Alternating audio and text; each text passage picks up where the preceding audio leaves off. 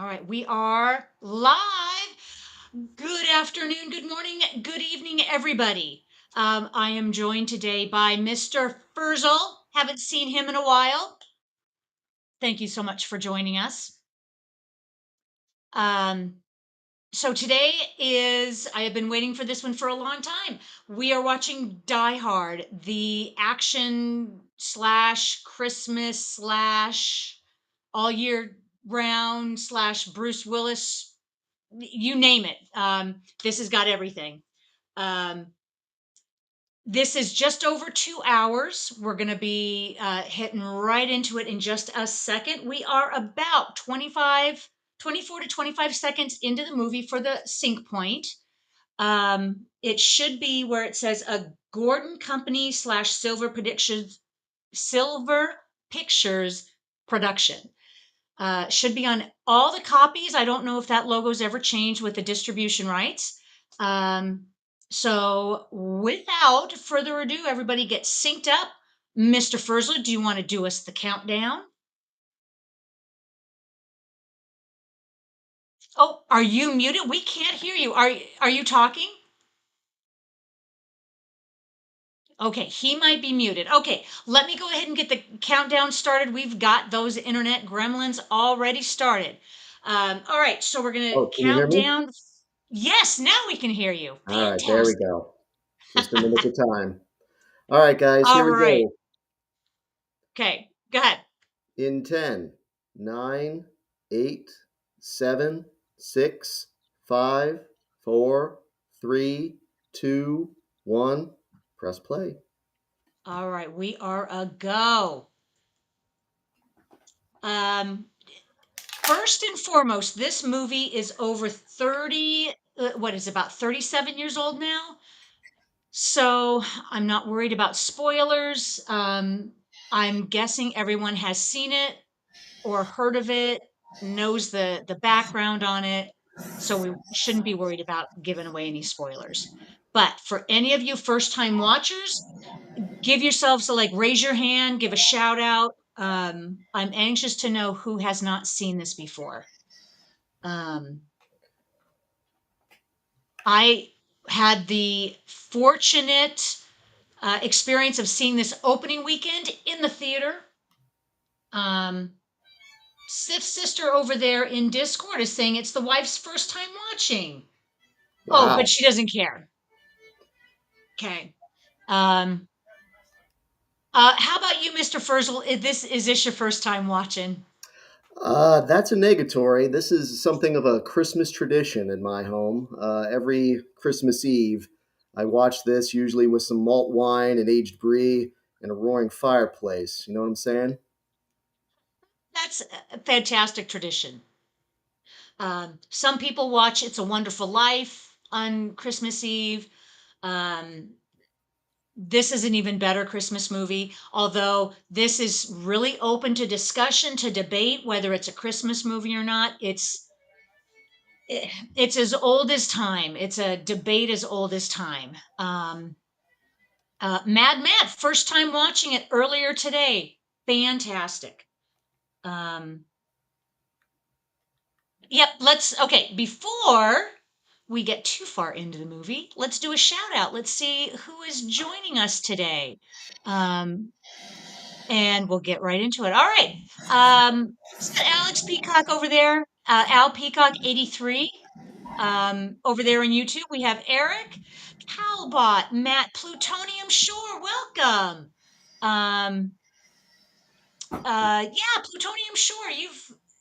You've not been here in a while. How you been? Glad you can join us today.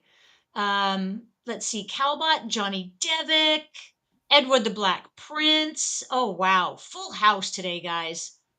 Um, did I get everybody? I think I did. Yay. Okay, Al Peacock 83. That is Alex Peacock. That is you. All right. Over in Discord. All right, Mr. Furzel has exited the building, but he should be back. I'm back. Uh, Just dealing with technical difficulties here. okay, yep. It's not a watch party without him, guys. I know we're going to have him. Let's see. I don't want to miss anybody over in Discord, too, because I know a lot of you guys are doing double duty. Um, let's see, Plutonium Shore's out there. Alex is there. Matt is there. Sith Sister, welcome, welcome. Um, Calbot is there. And I think I got it. Edward the Black Prince, Plutonium Shore. You guys are doing double duty. Um, all right. Well, we are into this movie. We're getting the background set. Um, so before we get started into our discussion of this movie, I had the pleasure of watching Sharktopus versus Werewolf. I watched it, so you guys don't have to. But I felt like, you know what? It's part of a trilogy, and I think I really missed a lot by not watching the first Sharktopus movie. Um, I don't want to say I felt lost, but I think I was missing something. But it's a movie, guys. Not the worst I've ever seen, not the best, but it was what it was. Um, it was a blast. The plot. Um, There, a genetically modified, I don't know where Sharktopus came from. I think I missed that, but a genetically modified human turned into a whale wolf and they battled. And I'm not sure which monster of those was the good guy or the bad guy. I don't think there was a good guy or bad guy.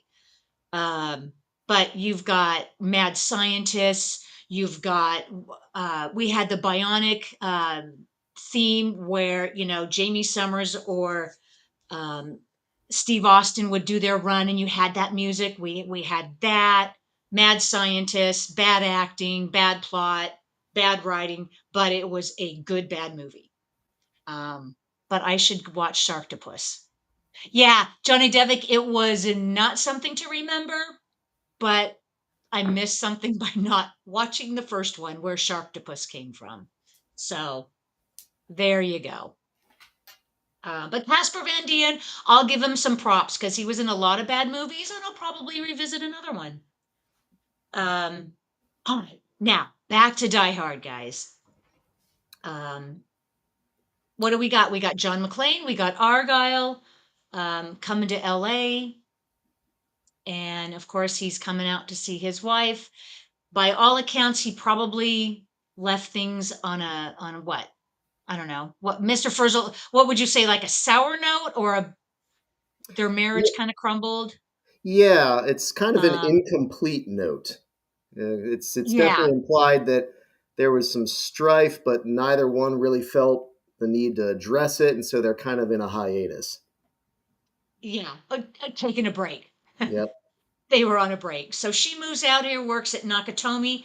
That's the star of the movie. By all accounts, it's the building. yep, Um, which in reality was right across the street from Fox Studios where they shot the movie. yep. Perfect location. I heard Um, stories that the Fox Studios actually charged themselves rent using for this, which I don't know how that even works, but I guess if there's a way to make a buck, a movie studio will find it. uh, yeah, so it was either part of the studio or like right across the way, or they own the building. So however it worked out, it certainly saved them from scouting around the world for the perfect building because it was literally in their backyard. Yep. Um, oh, yes. Okay, so over there in Discord, Alex posted a picture of what is her name? Mary Elizabeth Winstead, Oh yeah. who in the later Die Hard movies plays John McClane's daughter. Yep. Um, okay, Plutonium Shore says he was hoping she would move back to New York. And yeah, he was hoping she would move. She was maybe fed up and she went and lived her life.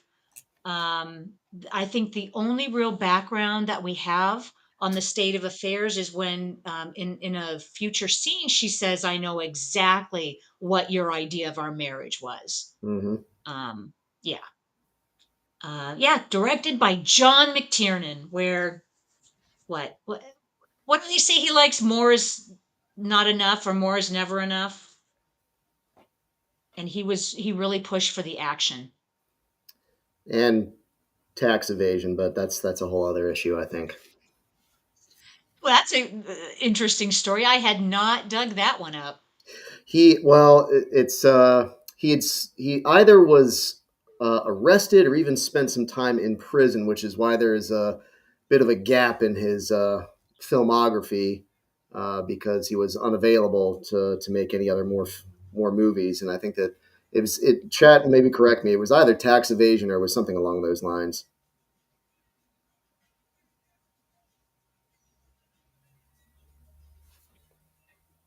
You know what? Yeah, if any of you know, go ahead and shout out. Because I'm just going to do a Google search. I did not know that. Oh, okay. He was charged with making false statements to the FBI and perjury for lying to a federal judge. Oh wow, that was rough. Um, yikes. He was sentenced to 4 months in prison and a $100,000 fine. Well, that'll do it. Oh yeah, He surrendered to authorities in August of 2013 and was released from the federal prison camp in Yankton, South Dakota in February of 2014. And then he was under house arrest. Okay. Um, you know what, Alex Peacock, government will always get you on taxes. It is how they got Capone. Remember, it's always about taxes. If they're after you, they'll always go the tax route. that's right. Um, yeah, Johnny Devick, wasn't there some wiretapping? There might have been. If anybody has specifics about the case, um, yeah, dive in. That's interesting. If you look closely, and I might be a little behind, but if you look closely, the when John McClane is doing the touch screen, there's actually little cuts where they switch out the screen. So I have no doubt that Japanese companies had this technology back then, but I guess the studio found an end around for it here. Could be back in '88. It would have been relatively new technology, not widely used.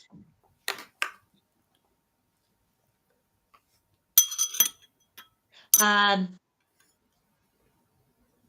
so we have so much background and so many stories about the making of this movie, um, that you guys in the chat can shout out. I've got so much information on this movie. Uh, Bruce Willis was like almost the last choice. Um, everybody else, literally everybody else in Hollywood who was on the list as a big star at the time, everybody turned it down. Yeah. Um, Frank Sinatra, interestingly enough, was under contract to get first rights of refusal. Yes, Plutonium Shore. Yes, Sinatra was the first because nobody beat Sinatra, right? So he got the first choice based on a movie he had done 20 years prior that he wanted a sequel for, or the studio wanted him for a sequel. It just took 20 years to get something that would be considered a sequel. Um, but by then, I think Sinatra turned it down because he either what didn't need it, didn't want it, or he thought he might have been a little too old for the character. Um, I mean, you name it, guys. Whoever was a big star back then turned it down. Harrison Ford, Clint Eastwood, everybody. But yeah, Bruce Willis had some kind of agent that was able to score this.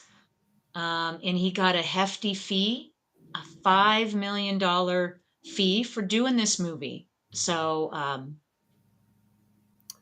Well, and Edward the Black Prince, I'm sure they feel. I'm sure it's no more. They feel like jackasses than the people who almost skipped on Michael Keaton for Batman, and various other things we look back on now with a little bit of relish. So, just goes to show there's plenty of precedent for Hollywood execs, studios thinking, "Oh, that'll never work with that actor or actress," and turns out they were wrong. yeah. And there are a lot of actors and actresses that are kicking themselves for turning down roles that they at the time had good reasons for turning down. Um, but then a lot of times you hear about how gracious they are, that, if I had taken the movie, it wouldn't have been the same. This movie would have been so different had Bruce Willis not taken it. Yep. So, yeah, it is not a new kind of phenomenon, turning down roles and then regretting it. Um, And I would be remiss if, before we get too much into the plot here, touching on what was alluded to at the beginning. I think Edward the Black Prince, I think Calbot, we're talking about the nature of whether this is a Christmas movie or not. Just going to throw my 2 cents in there.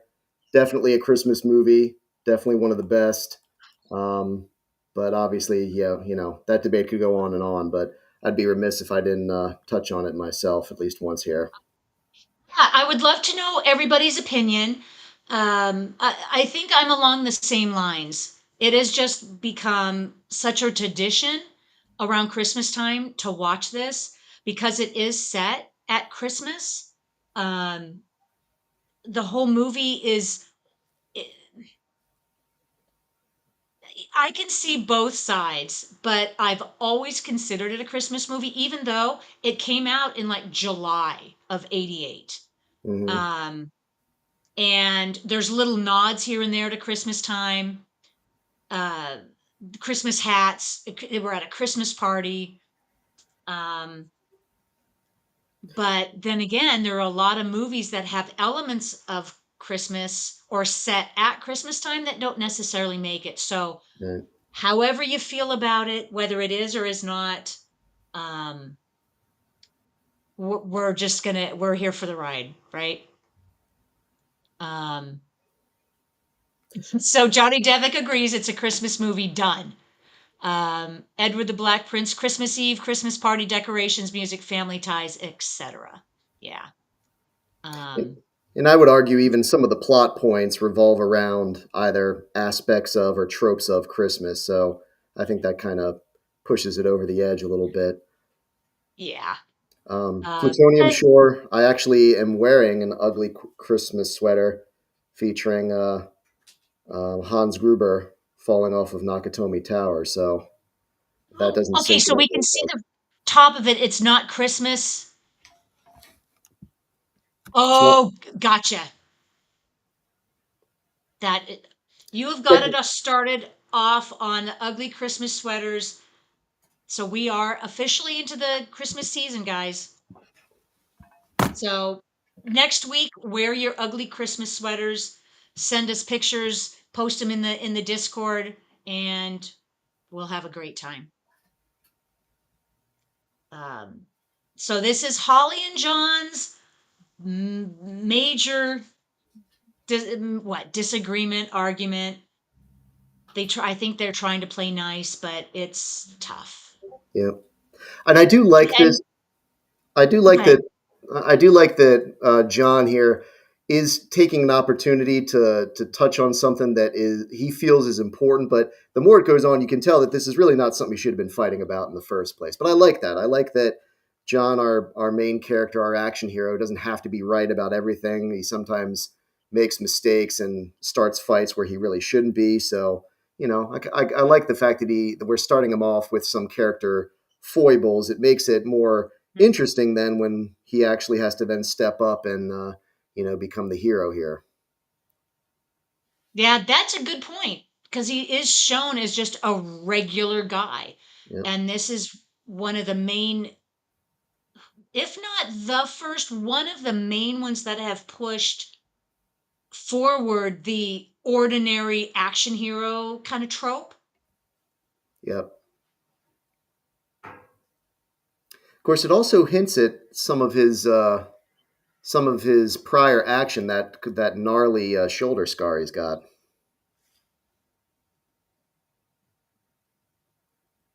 Which we'll probably see in this movie, Yep.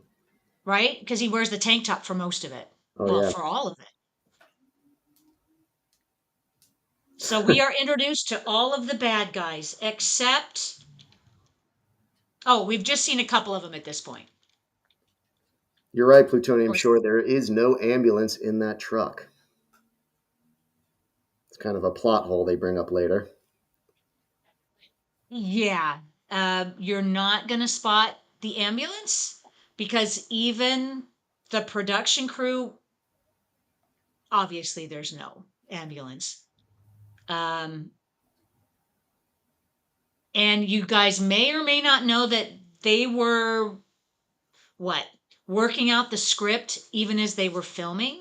And they didn't have a solid ending for it at the time they shot that scene. So when they came up with the ambulance in the truck, um, it was too late to go back and film it. And John McTiernan in one of his interviews is like, well, if you guys notice it, there's nothing we can do. Great for you that you noticed.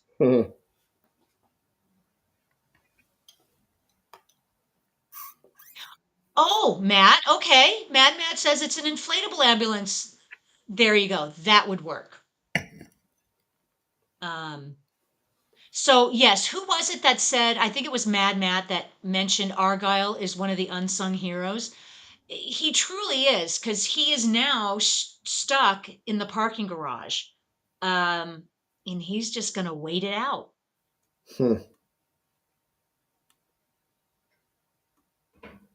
Oh, Alex, thank you for the comment, buddy. I missed that before. I was just still making technical adjustments here.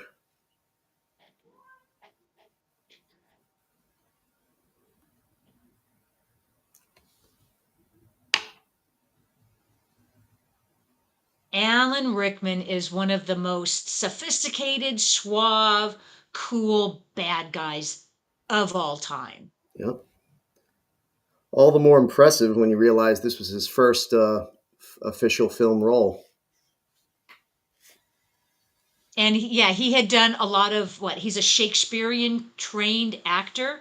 Yep. Um, yeah, this was probably not on his to-do list, but what a role, what a breakout role for him.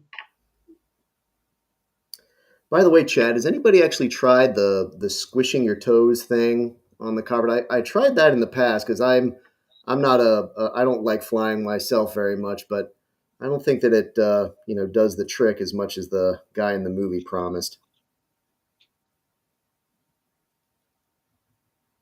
I think it would work more on the plane as a distraction if you're like a nervous flyer. It could as a distraction. Um, so before we get too far along in the movie, I take it everybody had a great Thanksgiving. Whether you were at home with friends, with family, if you were traveling or not, I trust everybody is safe and no hiccups, no drama. Um, well, we're all here enjoying a movie and maybe decompressing, so we're all here enjoying this. Good, sister. It was good, nice, quiet holiday. There Good. you go. That's what I'm we right want there everybody with to you. be safe. I'm right there with you, Sith sister. It's even nicer when you don't have to go anywhere. You can just stay home. Yeah, and not have to travel. Um, this is one of the busiest travel times of the year besides like Christmas. I cannot even imagine.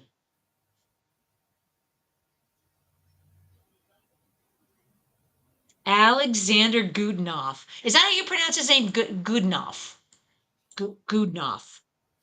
A classically trained ballet dancer turned actor. Good Goodenough. Yeah, I think that's how you pronounce it. And he sadly passed away about what 30 years ago, mid 90s. Um, I understand that he defected from Russia and then was in a couple movies.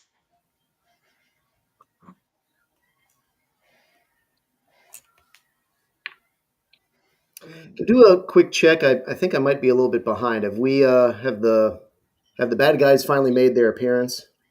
They're just making their appearance, Ah, and yep, and we are 2320 about. doke. Yeah. So Alex Peacock, why bother with clips and wires when you have a chainsaw? So I'm sure they've trained for this, and all of these bad guys knew exactly what their roles were. He just didn't even feel like waiting.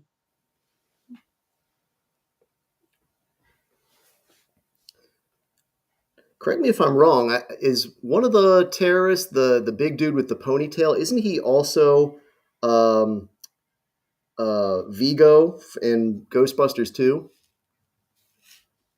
Uh, could be. I I think I think it's the same German actor. Chat, maybe double check me. could be. Yeah. Does anybody know offhand? Otherwise, I'm going to just do a search. Um,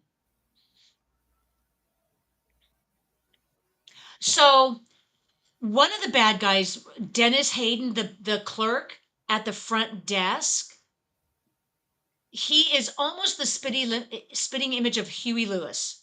that's that's a good point. I He never thought of reminds me. Um,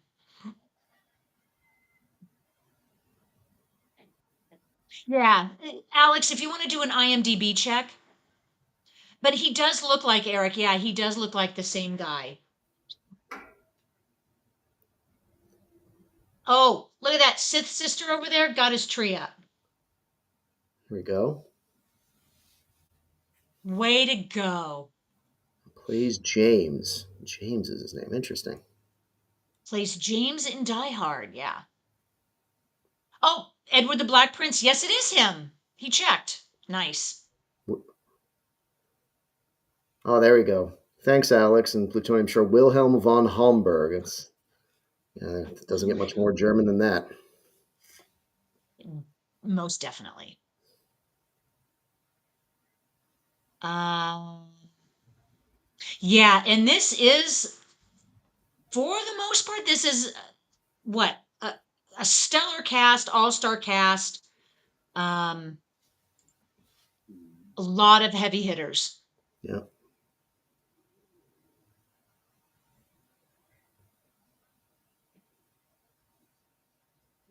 Well, yeah, good eyes. Wilhelm von Homburg was a German boxer, actor, and professional wrestler.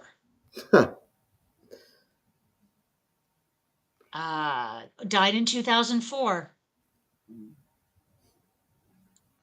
Yeah, well, there are certainly a fair number of actors that broke into the business that way, being either a professional athlete or wrestler, especially back in the 1980s.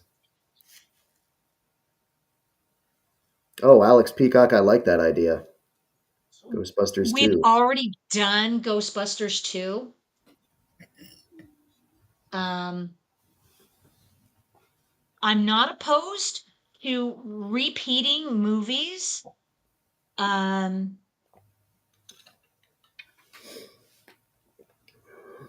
yeah, we did Ghostbusters 2. I'd have to pick up the list like maybe 2 years. Yeah, I know we did Ghostbusters and Ghostbusters 2, but I'd have to check when.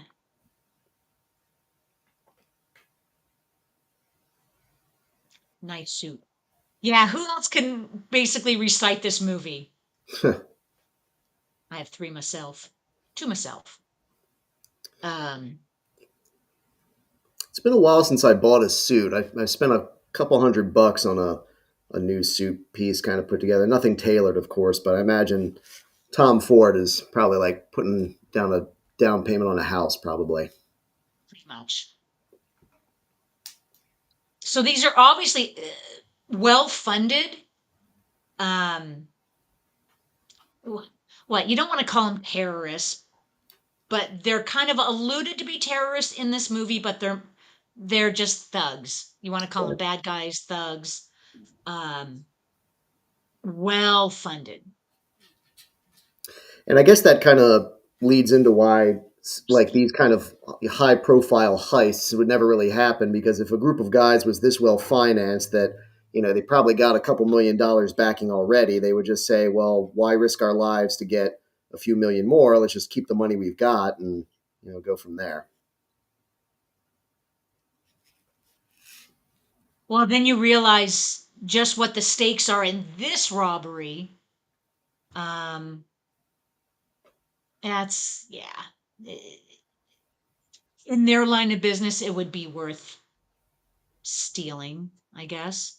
Um, they're obviously not dime store thugs. They are professional, Mm, and they look professional. He's just so cool. He's one of my favorite bad guys. yep. Exactly, Peacock. 600 million in untraceable bearer bonds is nothing to sneeze at. That's true, and I like how that still holds up, even though this movie is that old. I mean, that still sounds like an impressive amount of money, to be taken home, even in spite of inflation and things. Well, and they obviously know what they're doing. They've run this scenario and trained for this many times. Oh, hey, Miss Swift. Welcome to the party. Welcome, Hal, welcome. welcome. Better late than never. How was your travels? How was your Thanksgiving?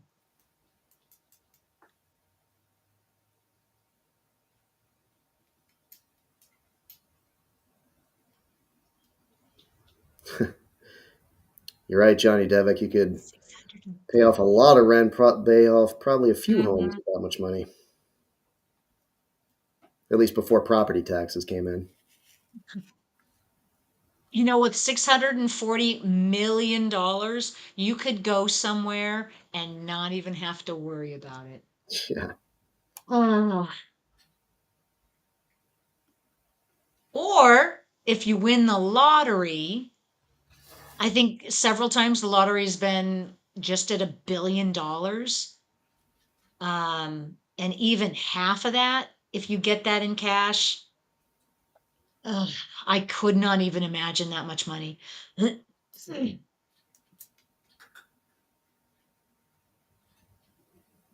So John McClane, here he is, um, at the wrong place at the right time, at the right place at the wrong time. Um, he's getting in now on the ground floor of this whole scheme, so he knows exactly what he's up against. Yeah, plutonium, sure, the tax man might only take half of that. So, yeah, right off the bat, you get half and then you're still taxed on it.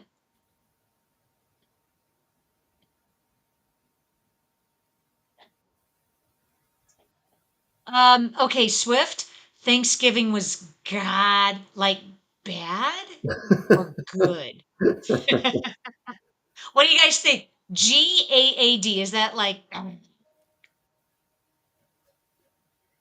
Okay. I figured it was a yeah. typo. Good, right on. All right, let's do a death count. We haven't had any deaths so far.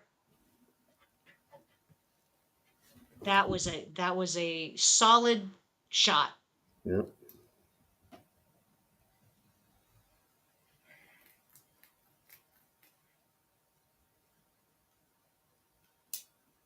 They're doing everything right, right? The thugs, the bad guys, they're doing everything right.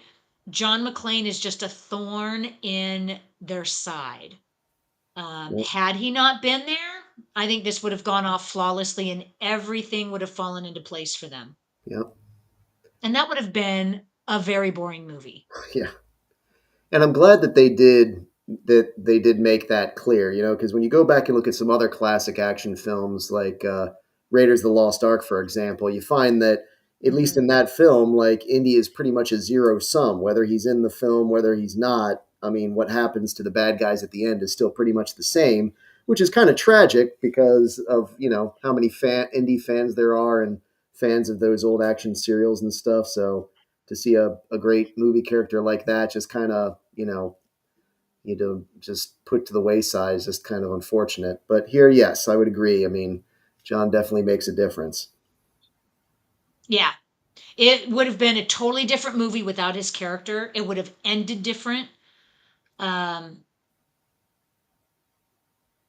and it's a lot of fun watching these thugs. Obviously, they've trained for this and they've worked together before.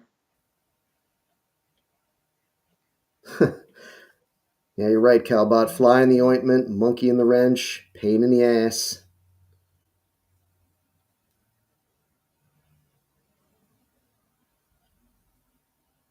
So that scene we saw, that's a setup for a lot of the answers we don't we have questions as to what their goal is. Um and we see a lot of the action not knowing exactly what they're doing. Um but of course we've seen it for the most part. We've all seen this numerous times. We know the subplots, we know what's going to happen, when it's going to happen, the dialogue, and even how it's going to end. But it's so much fun to watch this Hmm.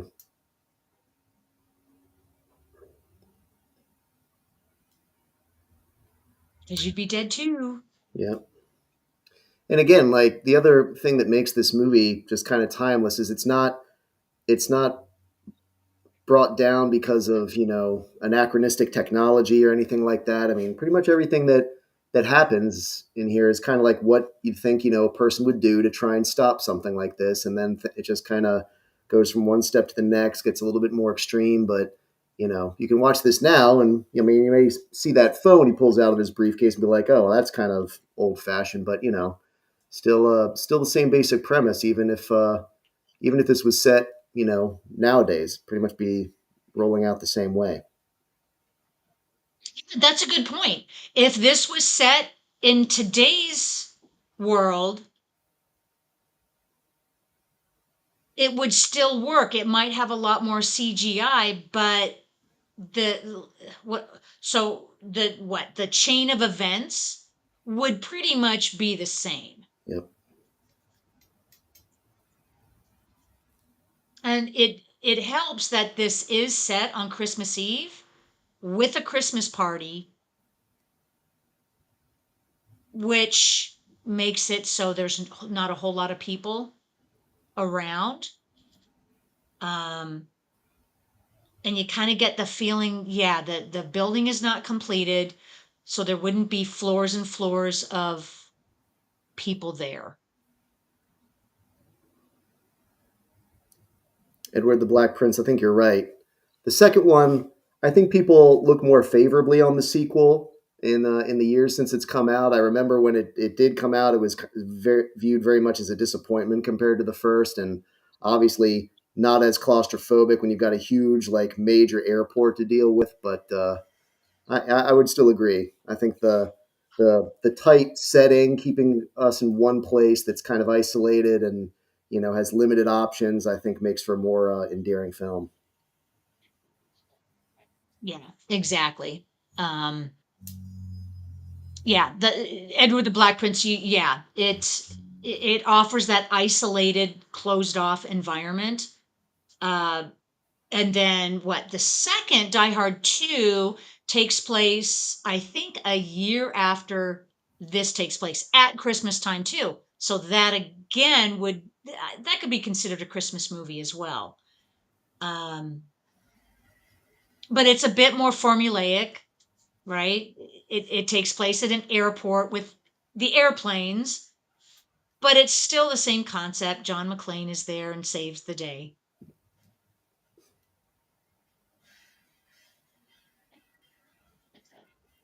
Plutonium Shore, I have yet to see another person wear a full sweat outfit like that. I don't think I've seen people wear Uh, sweatshirts or sweatpants, but I've never seen someone go the full sweatsuit outfit since this guy did. And well, he paid for it.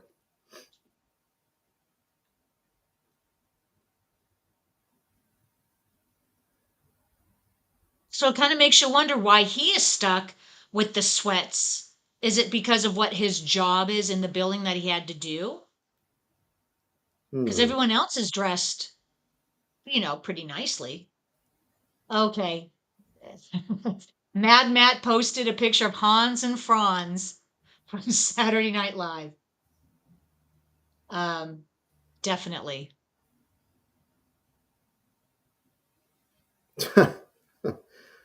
Jane Fonda's workout. Okay, well, I'll add that to the list. I thought Jane Fonda's workouts, Alex, were just gals in like leotards and tights. To check that out. Um, Good point, Calbot. Die Hard is a great trilogy that unfortunately got pushed to 5 movies. I agree. Yep. It's unfortunate. Yeah. They could have stopped after 2 and been fine. Was 3 the one that had Samuel Jackson and Jeremy Irons? Yep. Yeah, Die Hard with a Vengeance definitely brought Right. it back into prominence, I think. That's right, lest we forget John McClane is barefoot because he was squishing his toes in the carpet.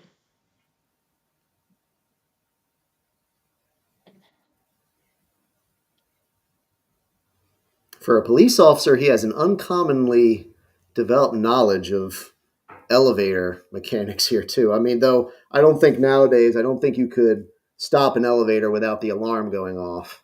I think they've just updated the security measures so that people can't really do that anymore. I would tend to agree. I don't think even if you knew what you were doing, you'd be able to open the doors like this. Yeah. But we're given the belief that this building is still under construction, so maybe that has something to do with it. Hmm. You're right, Johnny Devick. Some of the later films like Live Free and Die Hard, and then the fifth one, I think you're right, definitely were adapted. Though I think that's also true for Die Hard with a Vengeance. I think originally that was going to be a separate script called Simon Says, and they decided to put McClane in it, and the rest is history.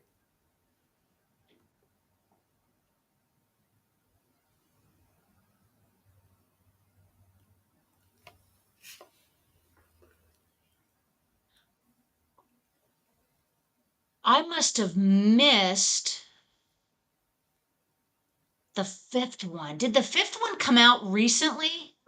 Nope. Because the one after Jeremy Irons was with Timothy Oliphant, right? Yes, that was the fourth one. Right. Yeah, so I must have. Sorry, I missed the fifth one. Oh well, I don't think I missed much. Yeah, Um, yeah, you're not missing yeah. too much there. Um, good question, Matt. Who is more clever, John McClane or Kevin McAllister? Does McAllister get points for being so young and clever? Because John McClane is a trained cop from New York. Um, so maybe give props to the little kid who can outwit some burglars. Though to be fair, I mean, Kevin would have probably had a body count similar to McClane's with some of his traps that, you know, Yeah. would have definitely killed if not for, the cartoonish kind of humor they were trying to go for.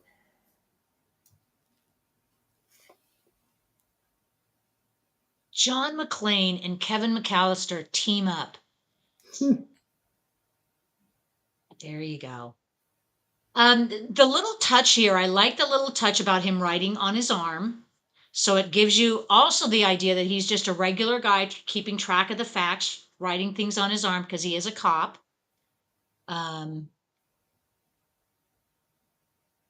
versus a guy who just knows it all and is so smart, smarter than everybody, got it all figured out. Hmm.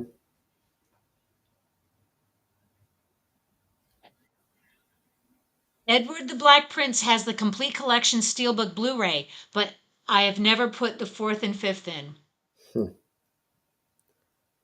Oh, here we go. Yep. Um, so they're getting a little high strung here. Things aren't going according to plan. If he alters the plan.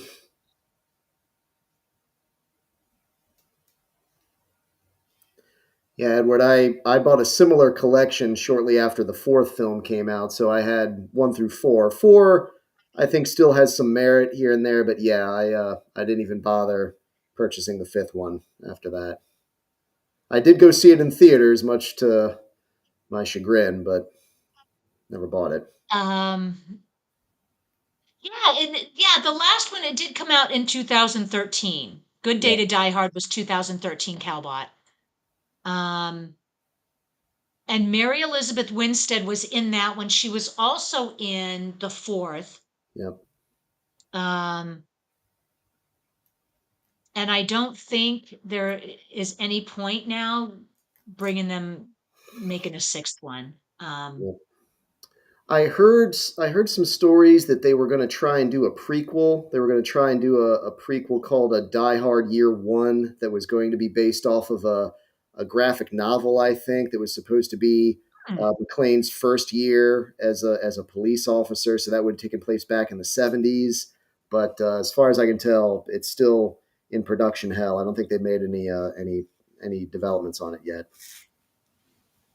interesting. Die Hard, like year one, a prequel to interesting. John and Holly's origins, or but then that would kind of defeat the purpose. Right. I mean, It sounds like a money grab. yeah. I mean, there's nowhere else really for the series to go, but obviously they try to squeeze every dime out of a franchise they can before they let it lie. Yeah, exactly. But I think they need to let it lie.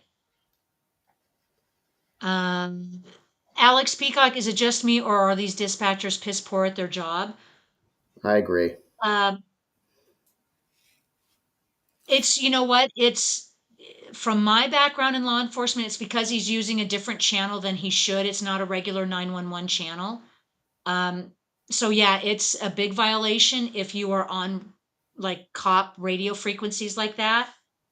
So there must be something with the radio that he had that is not like the regular 911. Oh, here comes Reginald Vell Johnson, another Yep. unsung hero here. He is. He is one of the other unsung heroes. I Al like Powell. I like the fan theory um, that Al Powell here is playing the same character as he does in Family Matters, but he just got transferred after the events that happened. You know, it's some of those fan theories are kind of fun to entertain. Makes you look at it a little differently. That's an interesting theory. I do know in Family Matters he plays a cop. I've just never seen that show. Oh, I loved Um, Family Matters when I was a kid. do you? Oh, Yeah, that was part of yeah, my it Friday was nights. We'd fun. be watching TGIF, we watch Family Matters, and actually Reginald Vell Johnson was the only actor that was in every episode of that show. Interesting. Yeah, And had he not had this movie, he probably wouldn't have gotten Family Matters. This probably. was Yeah. his breakout role. He did Um, he did have other cameo roles. He played a police officer, a very brief cameo in Ghostbusters, which came out a few years before, and I think a year or two after that he was in Crocodile Dundee, not playing a cop, but playing another like side character role. So yeah, he had a couple like small cameos, but I think this was his interesting. first like deuteragonist kind of role.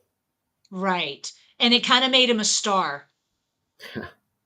Um, but a lot of these actors were known at the time, and sometimes there's just a certain role that comes along that just catapults them into being a star or superstar, and they can just get as many roles as they want. Mhm. Um, okay, Alex Peacock. Well, Family Matters was a spinoff of Perfect Strangers. I did not know that. Yeah, I didn't know that either. Huh. And okay, guys, over in Discord, who was it? Mad Matt posted the Twinkie connection between um okay, Ghostbusters and oh, what is that? That is is that Ghostbusters 2, that image below it, or is that from the first?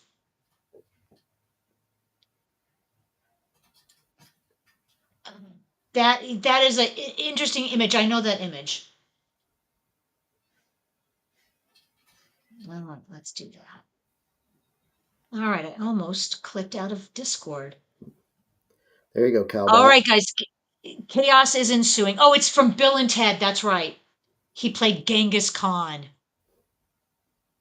That's right. And that's how they lured Genghis Khan into the phone booth. Alex Peacock, you're right. I forgot he was in Turner and Hooch. Yeah, so Phil Johnson had a couple of interesting side roles there in the '80s. The only thing that's perplexing is why he didn't get offered more movie roles, like as a result in the '90s and beyond. I mean, I guess maybe Family Matters was taking up a lot of his time. That might have been part of it. What are you doing? What are you doing? No, you can't do that. Get off of that. Get off. Trying to remember. So back in the 80s, it was not customary for TV stars to be chosen for movie, what, starring roles?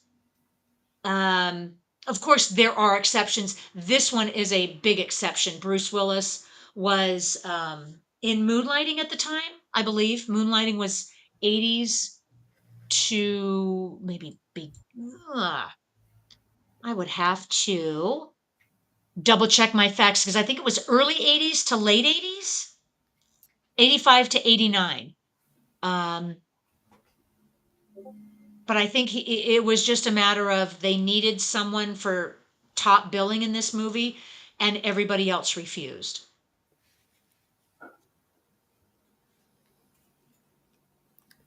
Sister, I think you're probably right. And Alex Peacock concurs, and I would agree. When you're on a weekly show, a weekly TV show that's prime time and getting a lot of popularity and money, you don't screw up a good thing. Exactly. And you have to get permission to be doing other roles and it has to coincide with your breaks from that show. Yeah. Um, Another interesting fact: I heard that the stunt here, the of McClane reaching for the vent and falling, that stunt man shot was actually not the original one they wanted, because he did lose his grip and he fell a little further than they originally had planned him to. But obviously, they kept it in the movie because it looked more realistic, like a guy really trying to fight to grab hold.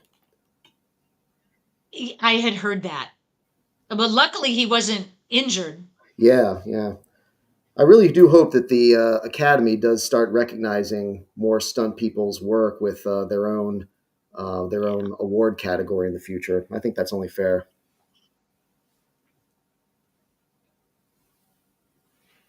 And I would hope it's not becoming a lost art because of CGI Yeah. and AI technology. Um, because I dread the day when everything is AI and you know it, and all of these crafts and all of these hardworking people in the industry are all out of work because everything can be done AI. Uh, yes, Mad Matt, that is that your Christmas tree or is that a stock photo? Because him, John McClane in the vent is a classic Christmas ornament. Hmm.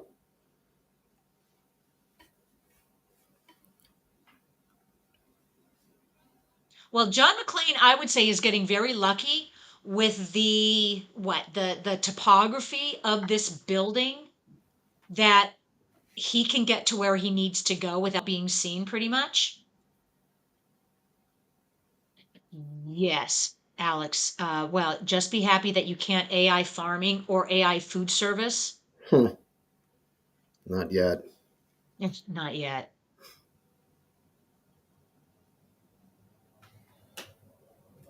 Yeah, I would hate to think how they're going to get rid of the farming and ranching industries by what?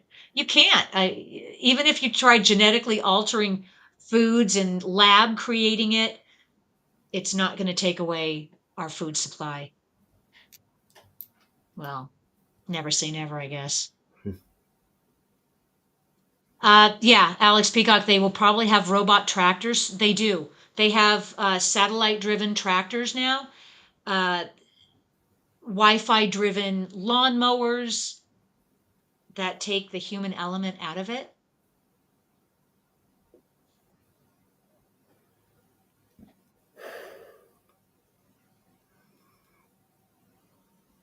Yeah, Matt, Star Trek replicators. Oh, yeah. Humanity is just done for at that point.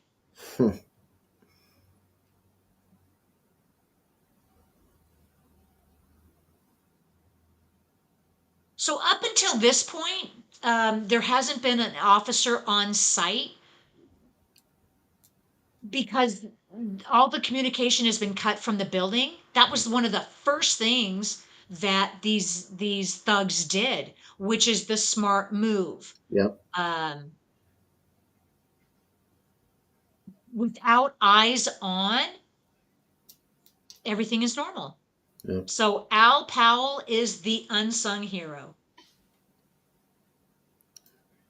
Of course, it's also implied by uh, Hans Gruber more than once that police action eventually is going to be part of the plan, part of what they need to accomplish what they want to accomplish. So he's just kind of biding his time. He knows that it's going to happen eventually, but obviously not as soon as this.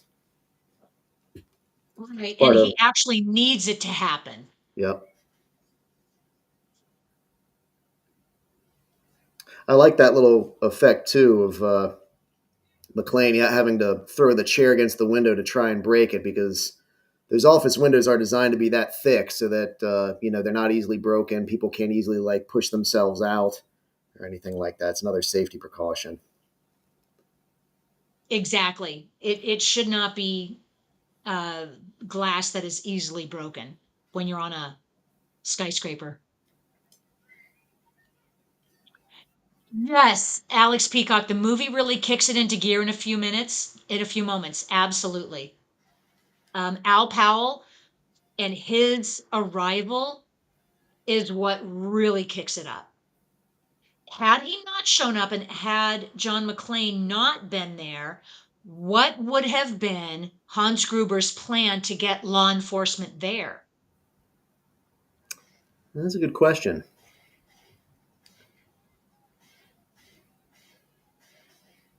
And I here's imagine. this. Go ahead.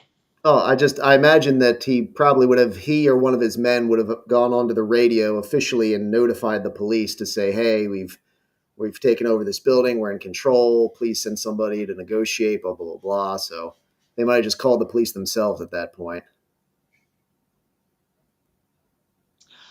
Yeah, it could have been because they already had some bogus demands that they were coming up with. See, this is where this thug is. He blew it. Why are you hesitating? What is the first rule, guys? Don't hesitate. Don't give exposition. Don't drag it out. And again, another good effect, a good bit of writing here, I guess, from Shane Black is the fact that McClane empties his magazine into the guy to make sure that he doesn't have a chance to shoot him back. From what I have some family in the Mm, police, and at least one of them has told me that in life or death situations like that, you basically keep firing until the person stops moving because you don't know what they could do.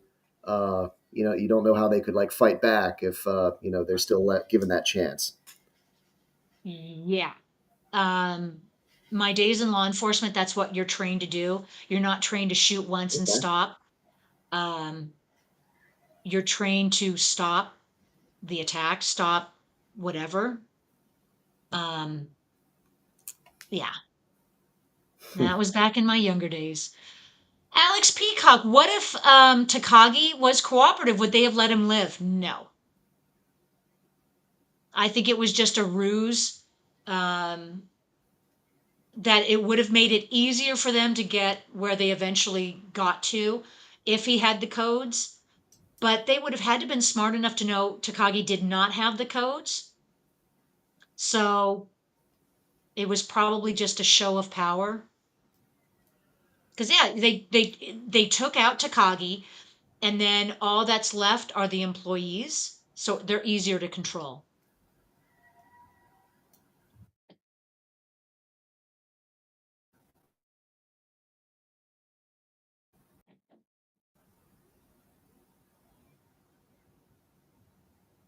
Oh, I think Mr. Fursley just phased out. Oh, Yikes. All right, we got the gremlins. oh, can you hear me? Yeah, we can hear you Okay. and see you. Oh, there we go. Yeah, saw a little blink there. Hmm. Somebody's messing with the communication. Oh, did they cut your lines? Oh That's right. no. That's right. Yep, the classic line, welcome to the party, pal.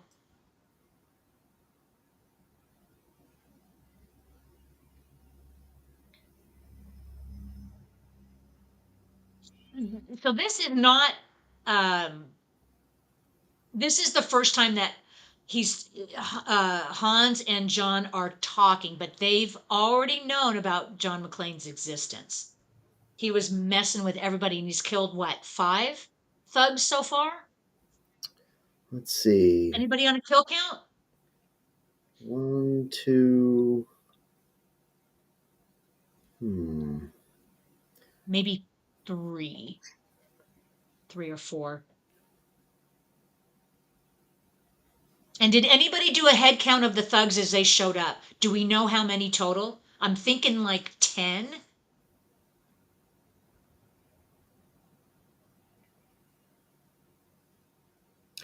I think there were 12 originally.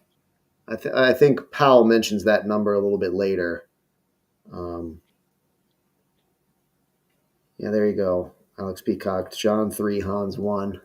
Yep. All right.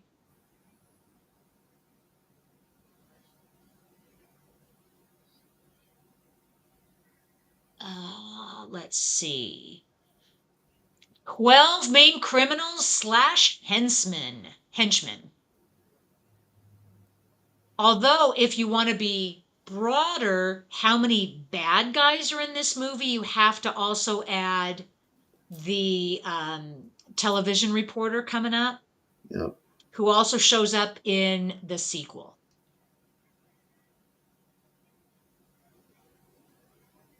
Oh, did we miss the line yippee yippee ki There we go. That's another good line. Yes, Matt, another Ghostbusters connection. Dickless has entered the picture. Yes, same guy. Um, oh, what is it? Atherton is his Yes. name. Yeah, William Atherton, I think, is his name. William Atherton.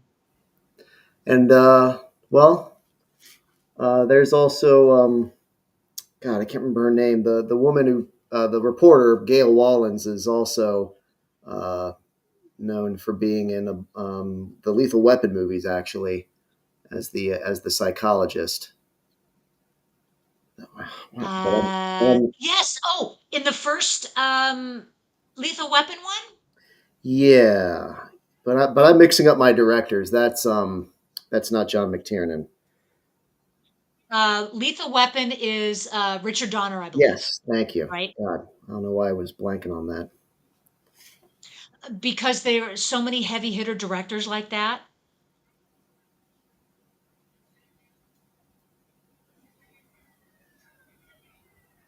It's easy to get these directors confused. Hmm. Oh, okay.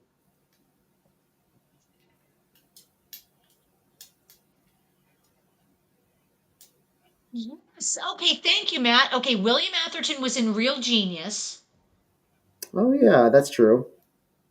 So his what in the other guy in that picture in Real Genius, that's not the same thug that we just saw in the sweats, right? It No, looks that like was it, a but I don't think it's the same one. yeah. He does kind of look like him, but no, I believe that's a different actor. Miss Swift says William Atherton, also in Real Genius, plays such punchable characters. I Oh. agree. Some actors just kind of find a niche and or a niche, and they just kind of fit into that hole, and they just kind of ride it out. Um, he's Out. also had to have played some good guys, right? I'm assuming. Oh, okay. It's also saying he appears in Looking for Mr. Goodbar. What the? Um, has anybody seen that movie or heard of it? It's one of Diane Keaton's darkest movies. It's from 1977, and I saw it many years ago, and it is a very disturbing movie. It's got, uh, I believe Richard Gere. Um, what is the other actor? Richard Gere is in it. Tom Berenger. Um, it's a very disturbing role. She's so good in it, and she plays off of off of type that you would suspect that she's always been in comedies and dramas, always plays really like heavy roles, or she's good at comedy. But a role like this is uh, it's disturbing, but I can't rate it highly enough. Hmm. It disappeared from streaming for many, many years, and it's recently shown up that I saw. So if you want to, it might be the subject matter is dark, Hmm. but if you're looking for a really good performance from her and a good movie overall, check it out. Okay. Alex Peacock, that's a good point. There are some actors that will do then branch out or just kind of pivot and do other stuff in the film industry. So how Uh, about yeah, playing it's a a? few types of Oh, sorry. decides to branch off to directing. We could also talk about all these actors that have become successful directors and who we like, what movies we like of theirs. Um, yeah.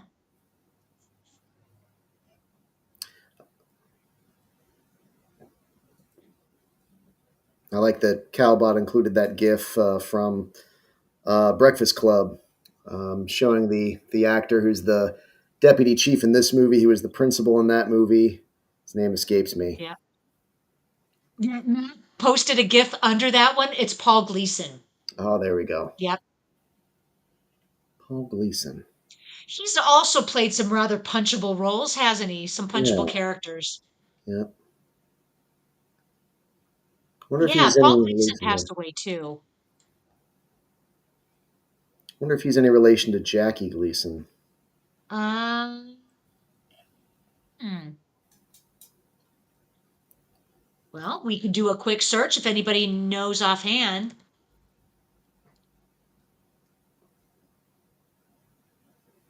They're not related.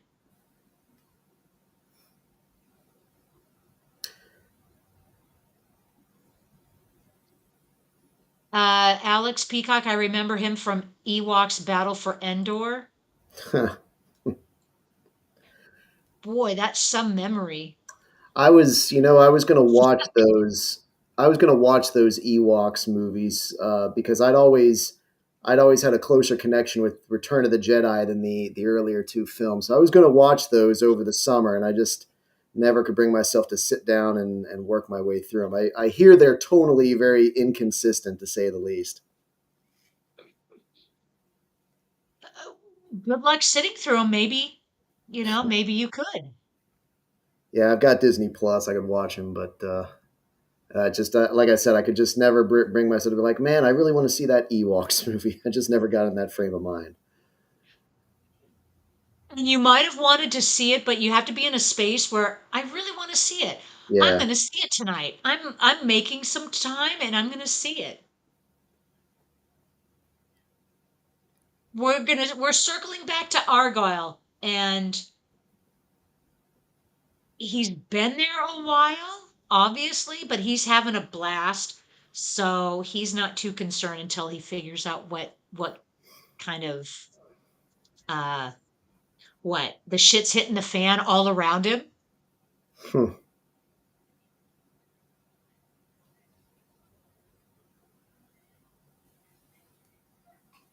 Honestly, one of the best parts of this movie that I love is that Powell has been able to still communicate with John McClane, because in a situation like that, if the FBI was to come in, they would have kicked him out and they would have commenced communicating. Um, and it would have taken the heart of the movie out. Yeah. like um, John's safety, John's buddy, and that would have kind of left him in the building all by himself.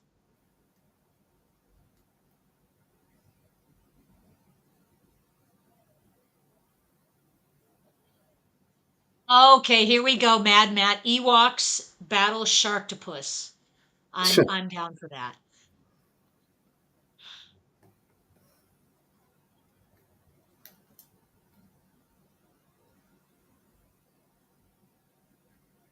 Oh yeah, and when to pray.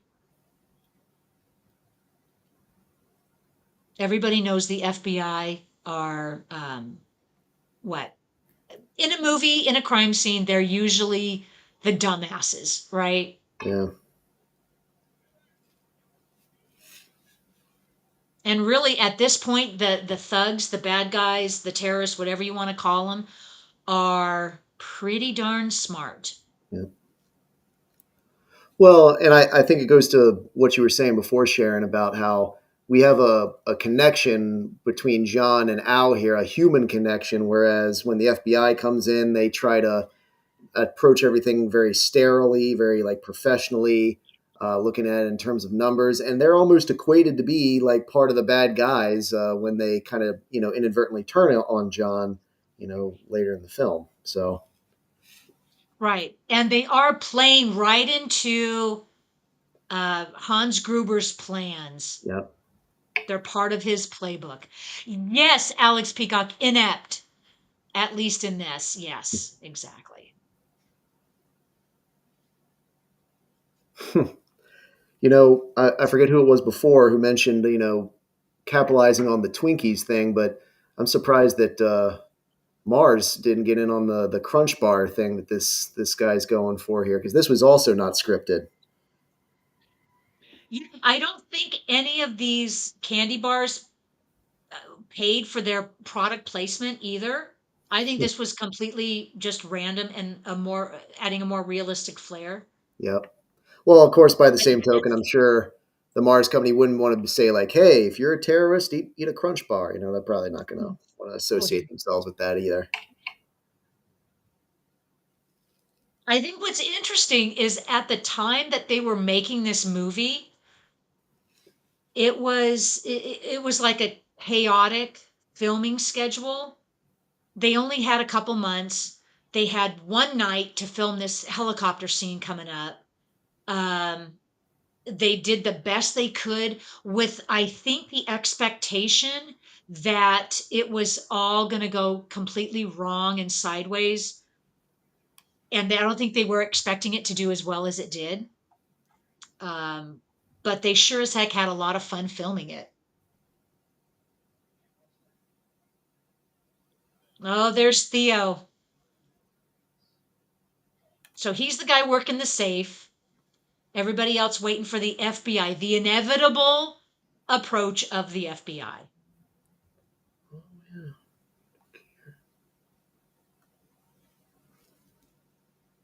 Hmm.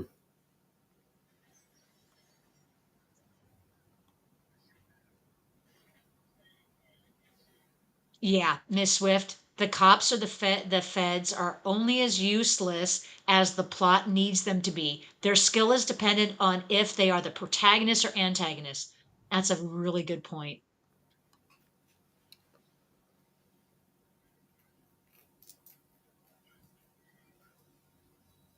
Oh no, they're going for the lights.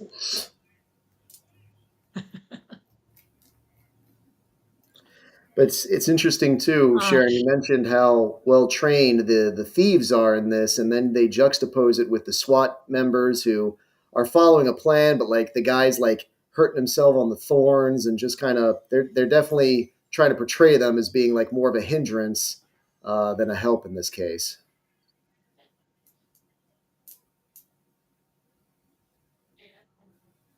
yeah, exactly. And I think it's just an over exaggeration of Yeah. how inept and incompetent the FBI is. Okay, who posted that? Mad Matt. Okay, over in Discord, Matt posted a GIF of Steve Martin's. That was a great scene from The Jerk. And there's a sniper up on the hill trying to shoot at his character, and he's hitting the oil cans. And later on in that scene, Steve Martin's character's like, he's going for the cans. He's shooting at the cans. Hmm. That is a great movie. Hands up anyone who's seen The Jerk from what, I think 1979, Steve Martin's movie. A I want rags to to say riches to 70. rags story. Yeah, exactly. Yep, and it's got Bernadette Peters. That's right.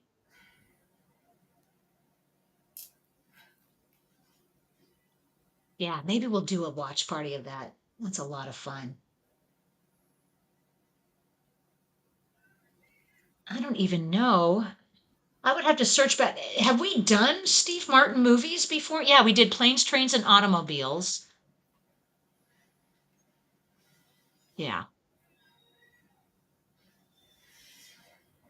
Yeah, Edward the Black Prince. You mean I'm going to stay this color? Hmm. Yeah, he's just a lovable character in that. I want to say, what is his character's name? Like Neville? Nevin? Navin Johnson. Yep.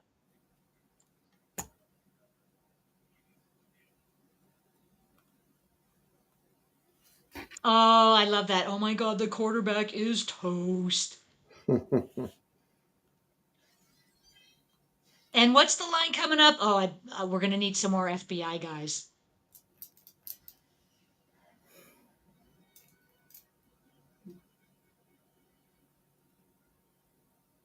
Yeah, in reality, the FBI is not that stupid.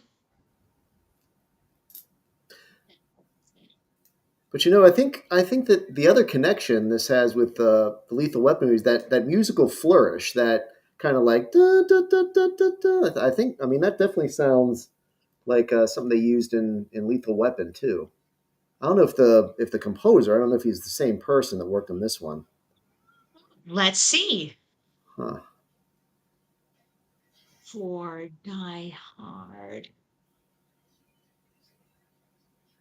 Yeah, because I think they came out at about the same time. I believe Oh, Lethal you Weapon okay? one. You got it. Michael Kamen. Best known scores That's right. include Die Hard and Lethal Weapon franchises. Good ear. That's right. Yeah, Lethal Weapon came out in '87, and this would have come out a year later. So yeah, that puts them pretty close together.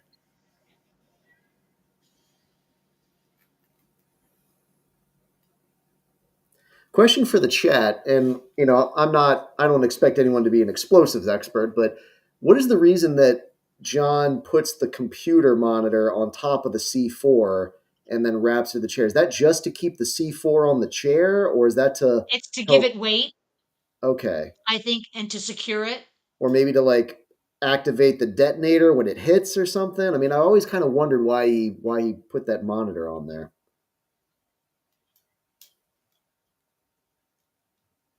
Alex Peacock, that's a good point too. Yeah, yeah. I remember Robin Hood when Yeah. that came out.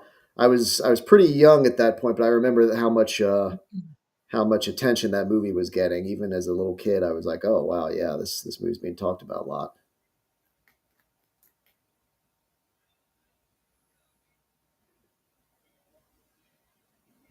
And I also think to put the monitor on was to make sure it went straight down to give it that weight.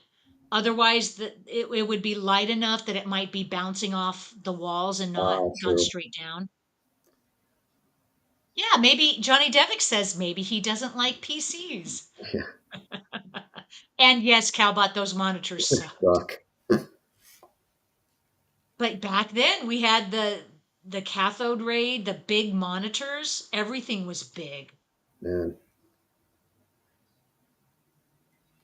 I remember my grandfather, who was an engineer, had an Apple II way back in the day, and when I was a kid, and I would come over to his house and hang out. That seemed like the epitome of technology. And then just a few years later, I look at it again. It's like, man, that monitor is so small, and you have to type everything in to make it do things. And Yeah, it's definitely a different Yeah, time. and that was top of the line back then. Oh yeah.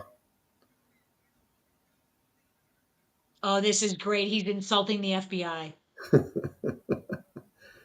I'm like, what is it? Well, yeah, what are you gonna do? You don't like it? Come up here and get me, right? Right.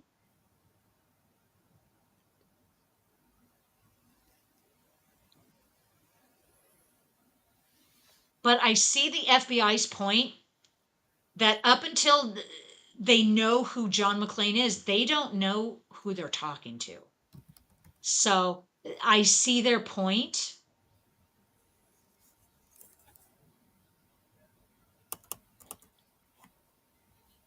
But it does add to the overall drama of the movie that John McClane is going solo in this. He's the only one that kind of knows what's going on, and so far the cops really haven't been much of a help. Hmm. Well, Johnny Devick, he should have gotten an Amiga. An Amiga 1000. Yeah. Okay, Calbot is saying he's not FBI, he's LAPD. FBI doesn't get there until Agents Johnson and Johnson. Never heard of That's him. right. Everything right up to this point was LAPD.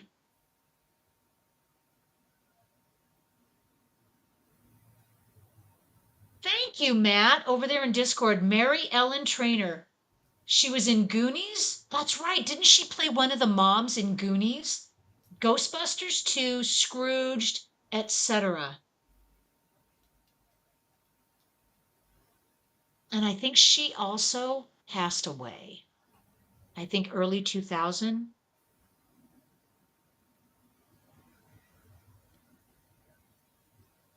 Oh, she passed away in 2015.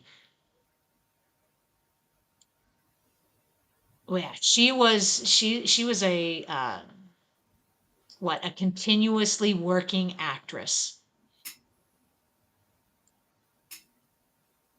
Okay, who knows a character like Ellis? Who's worked with someone like him?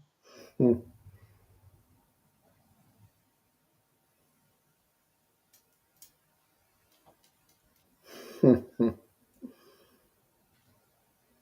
He's just smart enough to be a dick, not smart enough to actually figure it all out.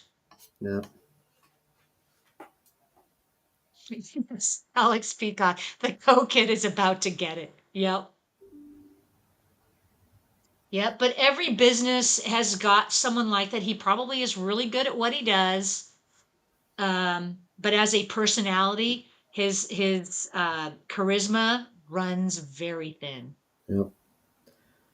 Well, I think it also he's kind of like a proxy for the audience. He's kind of like been watching this play out the whole time, just like we have. Only he feels like he's finally going to jump in there and do something, kind of like it's a game, but doesn't realize how dire the situation is until it's too late. I mean, I literally don't think Ellis knows what's coming until it actually hits him. So in that sense, he's it's harder to empathize with him. Yeah, that's a good point. He thinks he can get the job done and, in essence, make himself the hero Yep. and bring about a resolution.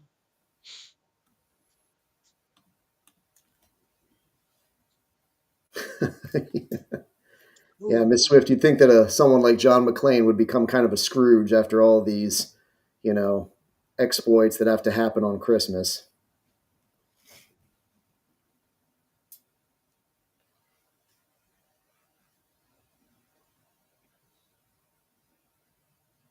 And I think we all caught the only reason that his wife and everyone there is safe is because his wife Holly has used her maiden name.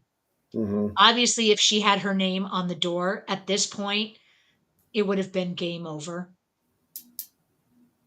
Well, she also, pushed down the picture on her desk that had her and John in the same frame. So now at this point, Hans hasn't seen what John looks like yet, but that was also a nice little bit of a serendipity. It was a little, what, 2-second blip in the movie, and she put the picture down. Yeah. Yep.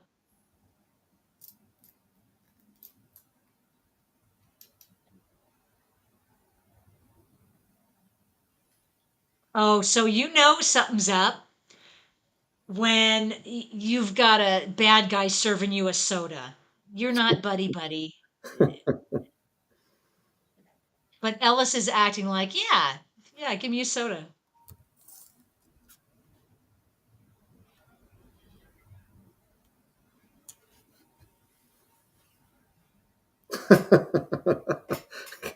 Cowbot might be Good right. I job. think he might have been asking for something different, and he got the Coke instead. It's a good point.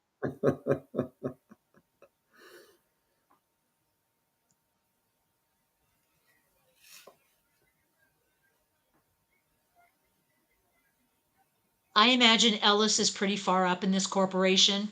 He's the smoozer, the what? The guy who makes the deals. But wasn't he inhaling some before he went up there and talked to him? So maybe that's how he kind of, psyched himself up. Maybe he was also a little high on his supply, and that's why he jumped out there and did something that against his inhibitions.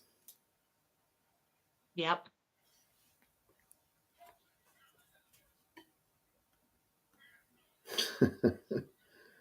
Yeah, Al, you Yeah, might be and I imagine secretly everyone is thinking, "Oh, thank God. right. Thank God if they took him out."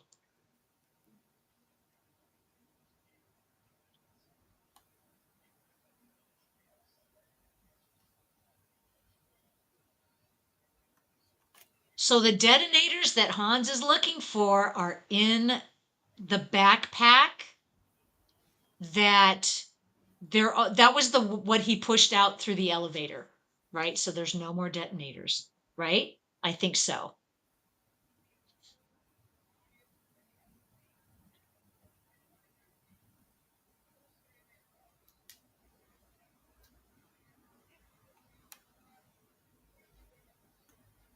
Miss Swift?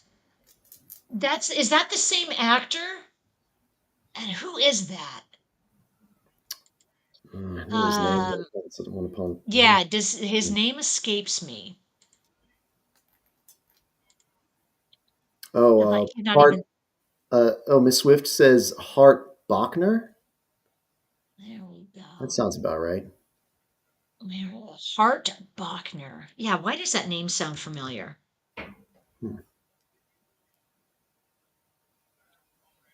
Because I think he was in some other roles where he just shaved off his beard and it just made him nigh unrecognizable.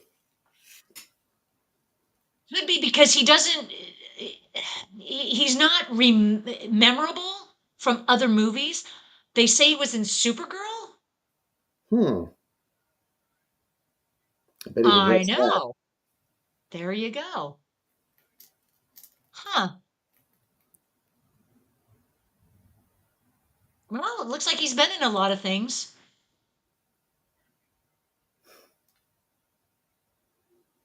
Well, some actors are memorable, some aren't.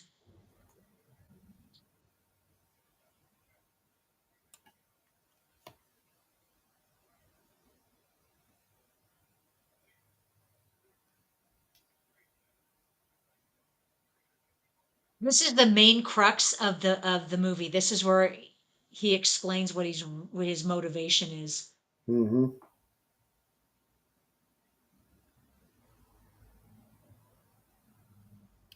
Well, while Hans takes a moment here to step out, I gotta step out and grab a drink and a power source here because I'm running short on juice.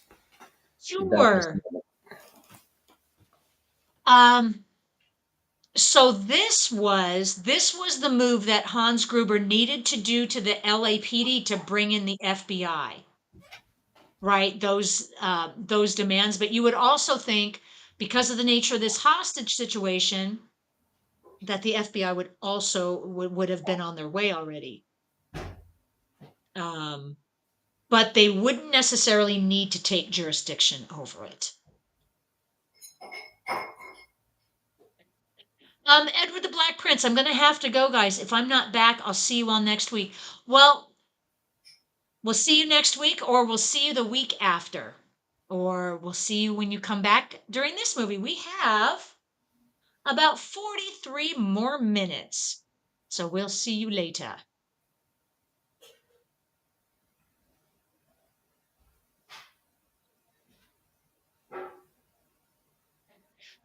Okay, Johnny Depp. Okay, so Hart played Zoltar in Supergirl. Girl, isn't that funny? I cannot place him.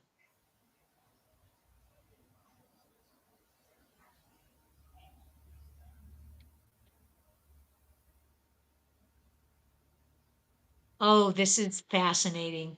We get a bunch of psychiatrists, and they talk about the book about uh, the Helsinki syndrome. Yes, because that's exactly what's going on in Nakatomi Plaza.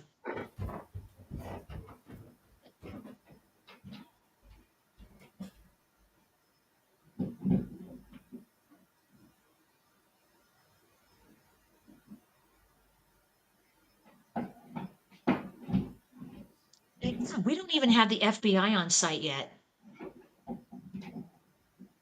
All right, what do we got going on?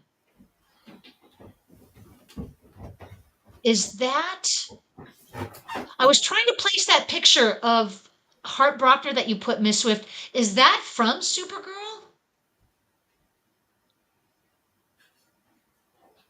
And Alex Peacock, that is when Alan Rickman was in Dogma, I believe, because he had those big bulky clothes in that role.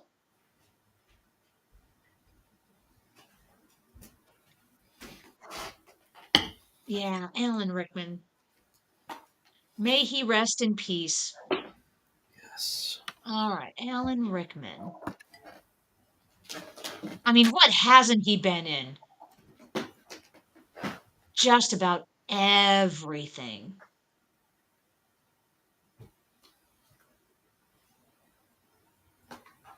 All right. And we did see Supergirl on a watch party not too long ago, maybe from 2 years. Oh, Stockholm Syndrome. Thank you, Johnny Devick. Stockholm, where the captors sympathize with the captives and captors, form this really sick kind of bond. Um, so this is a great scene where he uses his American accent. And this scene was brought forth and developed because I think during production of this movie, someone had heard Alan Rickman do his American accent and thought it was spot on. And they used that as the twist in this movie to bring them face to face because they knew that they wanted Hans and John to have a face to face, but there was really no way of doing it without it being the end of the movie somewhat. Hmm. Um, but yeah, this is a really interesting interchange. Quick poll chat. Better accent, Alan Rickman's American accent or Dick Van Dyke's Cockney accent? Oh my God.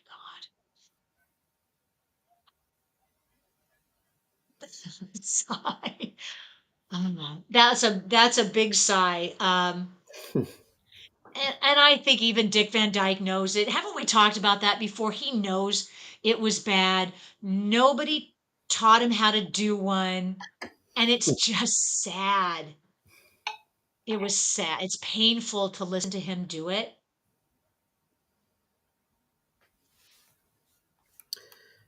Yeah, Dick Van Dyke. I bring it up, I think, because I think I read an article about Dick Van Dyke. He's coming up on his 100th birthday pretty soon. Yep. And I think he still does talk about that that moment in his life where he had to do the accent. He's not too fond of it, but I mean he gets it. It's part of his history. But for that very reason, the next movie he did that was set in England, which was Chitty Chitty Bang Bang, Oh yeah, yeah. he doesn't do an accent at all, which makes that movie a little weird because everybody else has an accent, but he does not. So it's out of place, but that's why he refused to do one. Yeah, Calbot, I think you're right. I think that he was offered the role of James Bond, but I think even Dick Van Dyke knew it's just like, yeah, dude, I'm not really the right guy for that. Oh, that's so funny. Dick Van Dyke as James Bond. I don't see it as even as a possibility. Yeah, that could have been like a the man who knew too little kind of situation. You know, could have he could have been like a parody of like a spy or like spy thriller. I could have seen that, but yeah, Right. not as a Not the serious choice. actual James Bond. Right. No.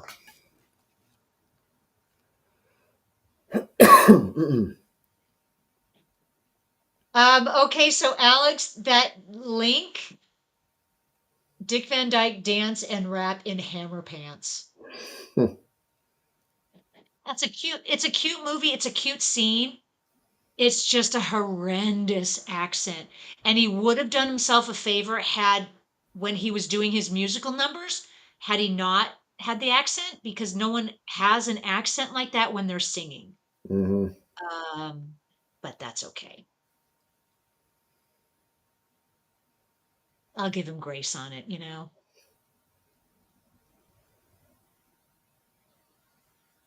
Ah, so Hans thinks he's got one over on John McClane. Not so.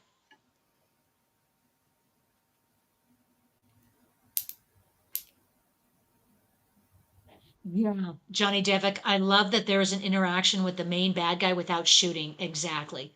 That's what the producers, the directors were looking for, this kind of scene.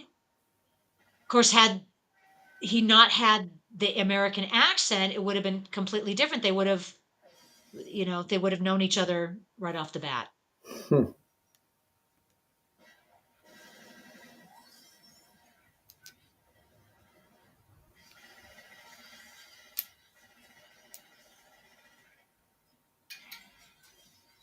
So this scene is fascinating because three guys get off the elevator. The first two jump out, then as the second one was hit, you see the arms coming around from the third. Um, Instead of rushing out the elevator, everyone else took the hit. And so now we've got two, John McClane nailed the guy in the elevator, and then we have two bad guys with Hans.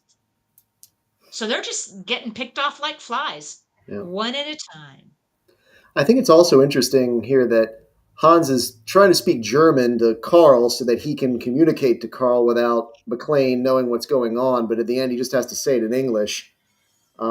But it is hinted earlier in the movie that with the subtitles that the some of the other thieves were speaking Italian, some were speaking, German. So I guess they got like just guys from all around, but you'd think they'd all want to make sure that they could all speak the same language. That's a really good point. It's almost played as a quick joke in the middle of this firefight, and I always found it kind of interesting why, Carl wouldn't know German or wouldn't understand what Hans was trying to say. As far as I know, his German is accurate. I mean, that does mean shoot the window, shoot the glass, but Yeah, that makes perfect sense, Mr. Ferzel, that as they're carrying out this plot, they would want to talk to each other in one language where the hostages wouldn't be able to understand them. They need to be able to talk out in the open. So you wouldn't be talking in English. yeah, But it's this little bit here where Carl does not understand German or didn't hear him, and he has to tell him in yeah. English. It also legitimizes Hans' claim that they're trying to play themselves up as terrorists and not just as thieves because if they're Right. international, it lays legitimacy to that. Yeah, and ultimately, Calbot, you are correct. He repeated it in English so the audience would understand. Exactly. And Matt, thank you. Not that he didn't understand what was said, he doesn't understand the reason. Maybe because Hans knew that McLean was in bare feet, but Carl did not. So shooting the glass That's wouldn't make any probable. sense. Yeah. Very plausible.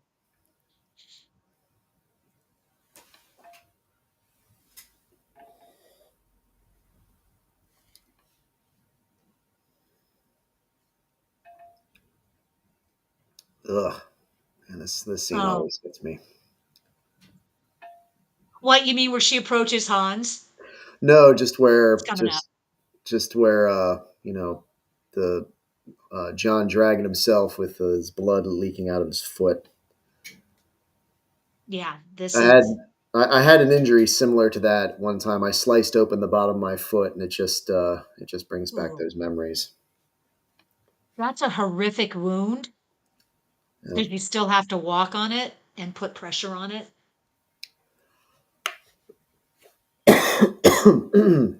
Yeah, this is one of the most disturbing scenes because we do see him tending to his wound. Ugh. Um, yeah, it's a little bit too real.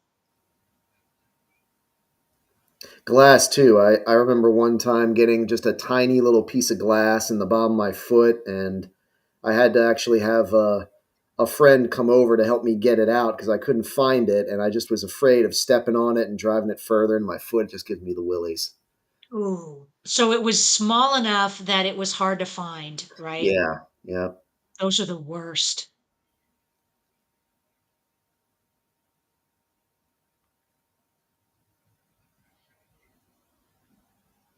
Well, the only other shoes McLean tried on, um, the guy had feet, what, smaller than his sister's. So, Mhm. yeah. Oh, Johnny Divick. Seeing this makes me want to see Under Siege and Sudden Death and City Hunter. Which are all more or less clones of this film. Hmm. Die Hard on a Same boat, type Die of action Hard in a movie. stadium, Die Yep. Hard wherever It's, City Hunter took place.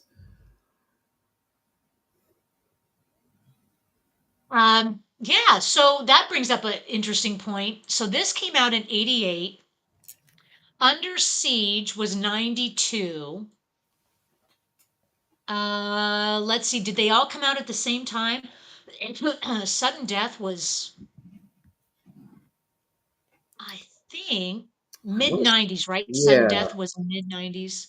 I want to say Okay. 91 or 92, but I might be off. Yeah. 95, Jean-Claude Yeah, Van Damme. yeah, that would have been the Hey, peak. we have yet to see a Jean-Claude movie, right? We might need to show him some love next year.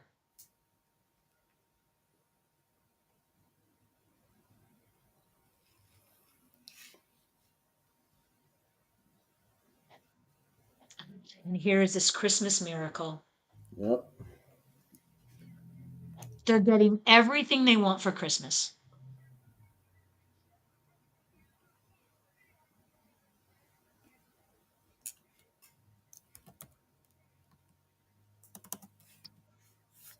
Alex Peacock, didn't we do Street Fighter?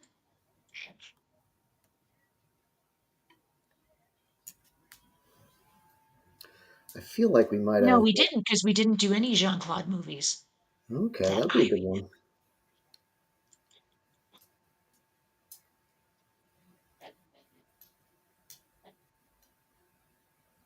remember. Okay, so Alex is asking for Street Fighter, and over there in Discord, Sis Sister is asking for Street Fighter 2 if we go Jean-Claude.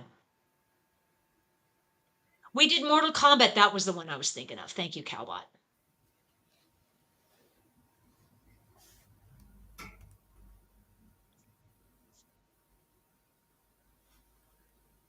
And here we go, guys. We have Agent Johnson and Johnson from the FBI.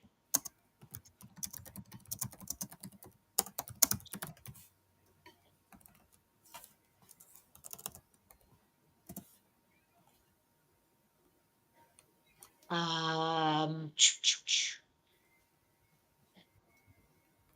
Yeah, Alex, you're right. That actor who played Wade there was in The Burbs. He was also in Groundhog Day. Usually plays like a bumbling kind of side character, but he had a little brief moment of seriousness there.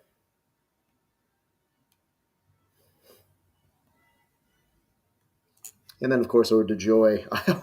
For the longest time, I thought Ode to Joy was like from this movie. I never realized its Well, it classic is. origins.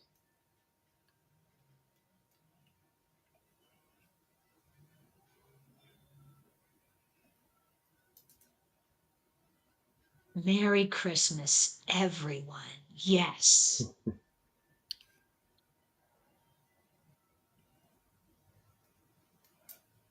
And this, I don't think bearer bonds are, nothing is printed anymore, but that was back in the day when everything was in print. Stocks, bonds, everything was printed.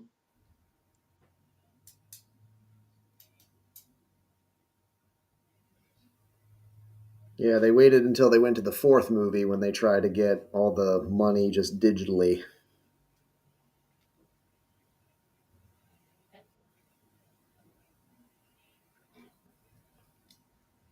Yes, this is Agent Johnson, the other one.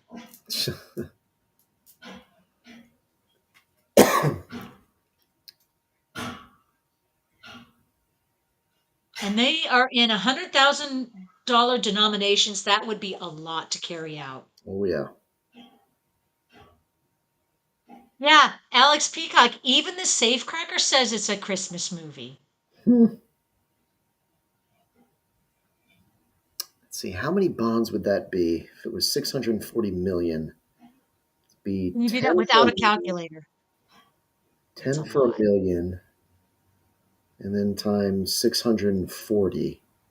So that would be 6,400 bonds, basically. So I guess that wouldn't be that many if they're all paper thin. It wouldn't be that much, just a couple of duffel bags, I guess. Right. Yeah, and Alex Peacock is mentioning that's why they have the truck. Yes, they need to haul them out. Um, yeah, Miss Swift, the direct reference to the Goonies. Yeah. He's the henchman. I'll always remember him as the bad guy in the underrated um, Dalton Bond film, License to Kill. Oh, he was, wasn't he? Yeah. Oh, yes, modern version of Die Hard there, Matt. Would they steal Bitcoin? Yeah. Or you do electronic theft? Definitely.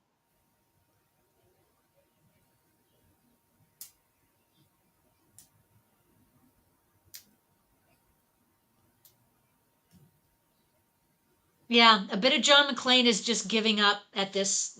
I think he's, I think this is the Oscar clip right here. yeah, yeah. This is his real human side where he doesn't know that he's going to make it out.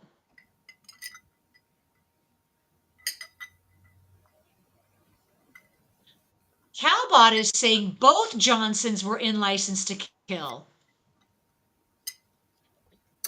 I think you're right. I think Wow. the other one I think was one of the flunkies.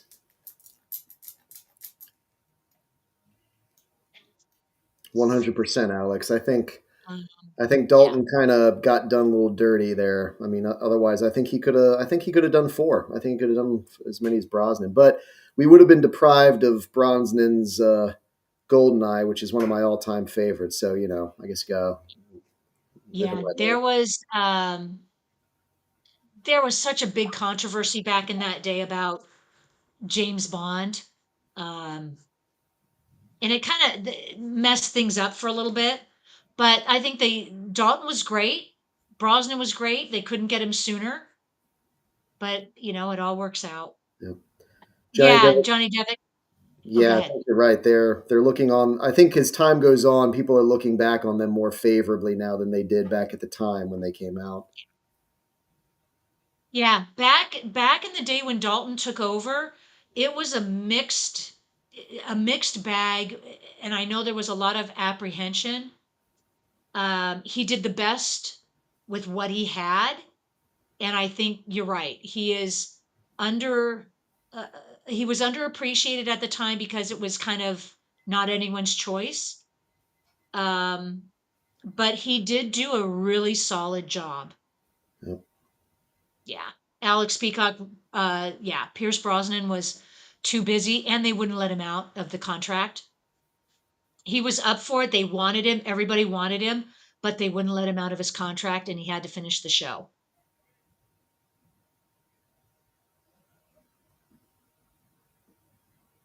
So yeah, plot twist, guys. The roof is rigged. Hmm.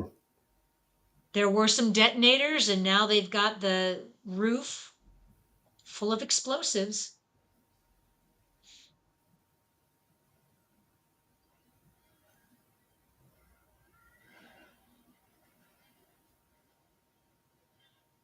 Oh, the classic helicopter scene. They set it up for this big clash. They're going to come in guns ablazing. This is the one shot they had 2 hours to film. Literally, they had a 2 hour window to film this helicopter scene. They were supposed to have a whole night or 2 nights, but there was such an uproar about filming in LA at this time with a helicopter. They were then given 2 hours. Hmm.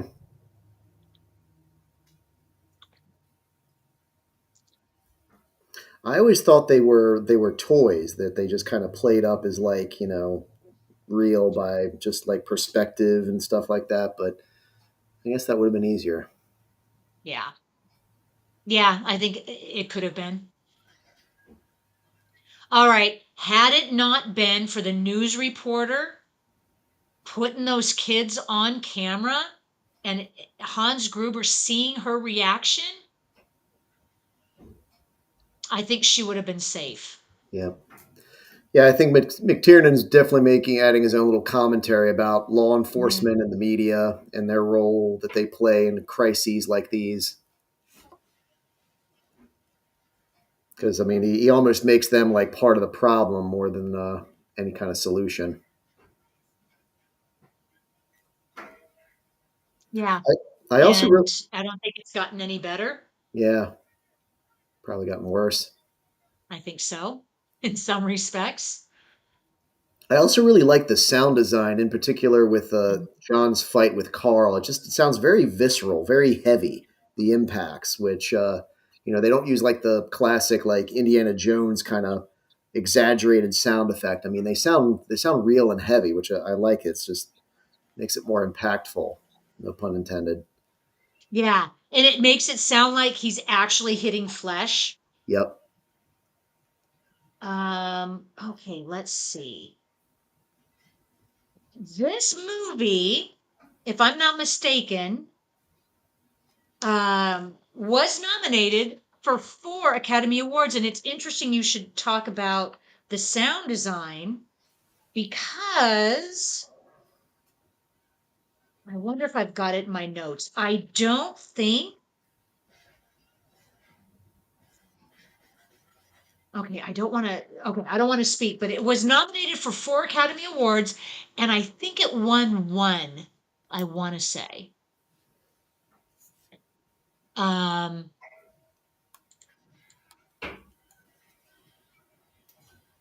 so yeah, not bad for a movie that kind of got a rocky start. Yep. Um, had issues with the writing and the production and the star of the movie, and it really did well. Yep. Let's see, Academy Awards. I was too young, obviously, to have seen this when it came out in theaters, but I do remember as a kid, I do remember seeing some of the trailers on TV, and they had the Ode to Joy playing in the background and all the explosions, and so even as a kid, I was like, oh wow, this thing's a really big deal. So I think like once after its opening weekend, I think it was pretty successful at the time.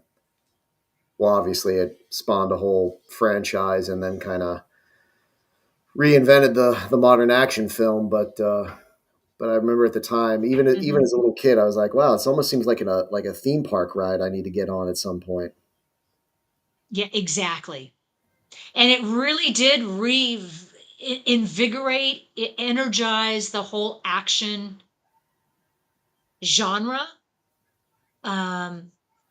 there are a lot of what organizations that call this the greatest action movie of all time. Mm, Um, it's up there for sure. yeah. Thank you, Alex Peacock. 4 nominations, no wins, Hmm. but it was nominated for best visual effects, best film editing, best sound mixing, and sound editing. Yeah. Thank you, Alex. Die Hard lost to Roger Rabbit and other things. Yeah. I like Miss Swift's Oh, image of Alexander Godunov's. yep. I guess his his dance, whatever that is, like his like. Uh, Yeah, that was when he was a world renowned ballet dancer. Yeah. And then moved to acting. well, I guess that's why he's throwing so many like roundhouse kicks at McLean. There, he's got to show off his legs.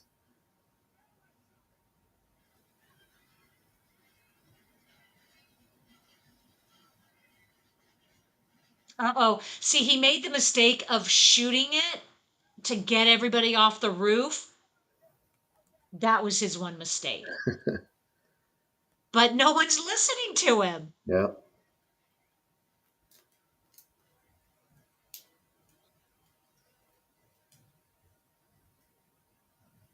Now, this stunt coming up, and you guys all know which one it is. Um, Bruce Willis, did his own stunt. Hmm.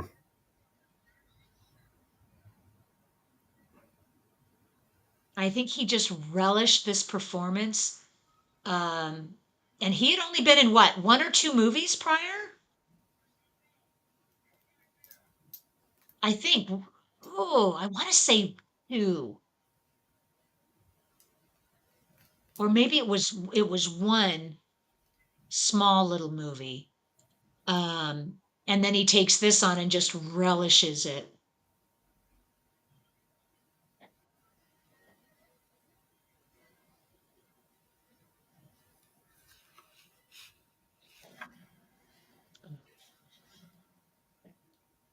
I don't know. Still, On the top of a roof like this, I don't know if I'd rather get blown up or jump off a roof. huh. Uh,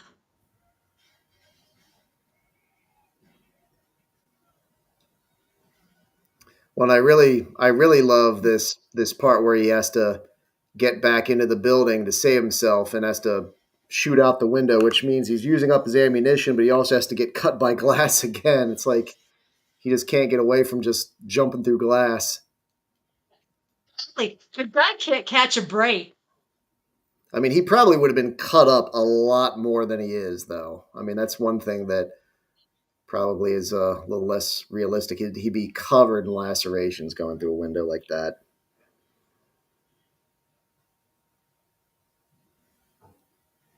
Yes, he would, because that is not tempered glass. You can Yep. totally see jagged edges. Oh yeah. Um, Thank you, Miss Swift. He was in Blind Date before this with Kim Basinger. That was a terrible movie. I saw it in the theater. Would not recommend it. Yes, widely panned and terrible after doing a good run on Moonlighting. Yep. Yeah, Blind Date was just bad material, bad premise, bad writing, bad execution. But it at least made his name associated with the movies. Um, that was one of the only reasons why he was considered for this role at all.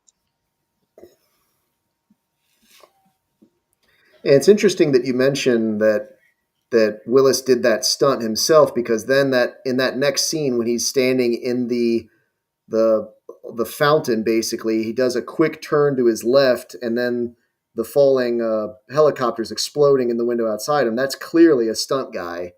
You know, it's if you're not paying attention, I mean, you think it's still him, but it's clearly another person standing there. So it's interesting that he did the stunt off the roof, but then for that just one quick scene where he just has to look to his left, they just have a stunt man in there. Yeah, and obviously it wasn't jumping off a building. Yeah. So I'm sure it wasn't that dangerous. All right, guys, what do you see in the back of the truck? Some Hollywood There's your magic. inflatable ambulance. But it was just kind of one of those things they had to come up with an ending, and you're too far gone in production that you can't then redo the shot from before because there's no way it would work anyway. Hmm. Oh, Cowbot, yes, Blind Date, it was completely awful and I love it. Yeah, Miss Swift, I remember Return of Bruno. It was a really weird animated show, and I remember that Bruce Willis was involved with that, and I was just kind of like, is this supposed to be based off of something? Like I kept feeling like it was like a sequel to something or a remake or something, but I mean, I think it was just an original thing, unless I'm mistaken. That's why it sounds familiar. Okay, The Return of Bruno was his album. So yeah, he had like this hit single and he had Okay, an album and it's also a film, The Return of Bruno, 1987. okay, so that's so yeah, I guess that's where that came from. Yeah, it originally aired as a 1 hour special on HBO and later released on VHS. Huh. It's a mockumentary starring Bruce Willis. There you go. Here we go. We are at the end-ish. The climax. The climax. He is resorting to kidnapping. Well, they were already kidnappers, Hmm. right?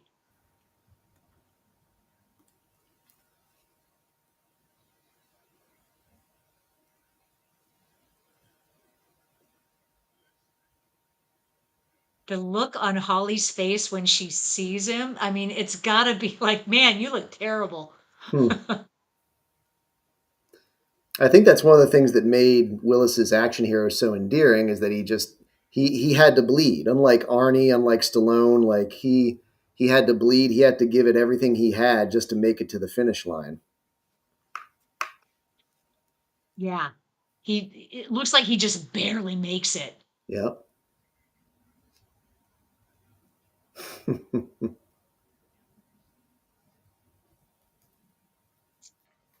And it appears it's the end for him.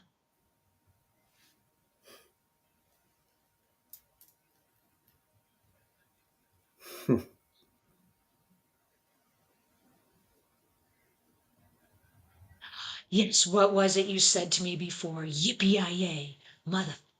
Hmm.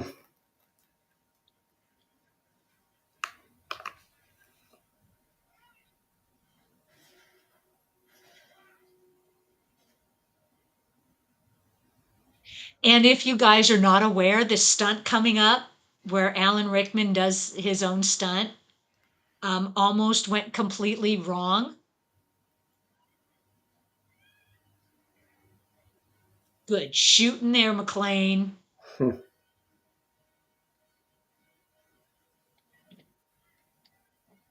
Yes, Miss Swift. Okay, Bruno Radalini, Bruce Willis's musical alter ego. Yep. And it's interesting that there's some that have criticized this scene because by McLean taking off his wife's Rolex in order to save her, they were saying it suggested that he was somehow stripping his wife of her power, her agency, and so therefore it was like an anti-feminist kind of sentiment. And I don't know if maybe people were looking too deeply into that or not. I think people are looking too deeply into it. No. It was because Hans was holding on to her watch and that was they had to let it go. Hmm. Oh, I hope that wasn't a hostage. Seriously. Um yeah, they pulled a fast one on Alan Rickman when he was doing that scene. They were supposed to drop him on 3 or something like that and they dropped him on 2 and that was the look of terror in his actual face. Another Christmas connection, all that falling paper is supposed to be like snow, apparently. See, Merry Christmas. And didn't they have a Christmas tree in the lobby of Nakatomi on that floor? Yep. Hmm.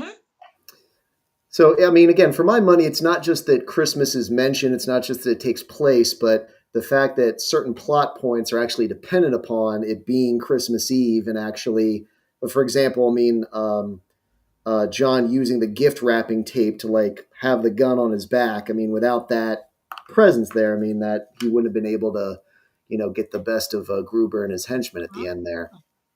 But That's a even the very themes, good observation. Yeah. but even the themes, there's just the themes of getting family back together. I mean, of saving people, and the good is rewarded, and the righteous are rewarded, and the wicked are punished. I mean, kind of Christmassy. Yeah. I like that.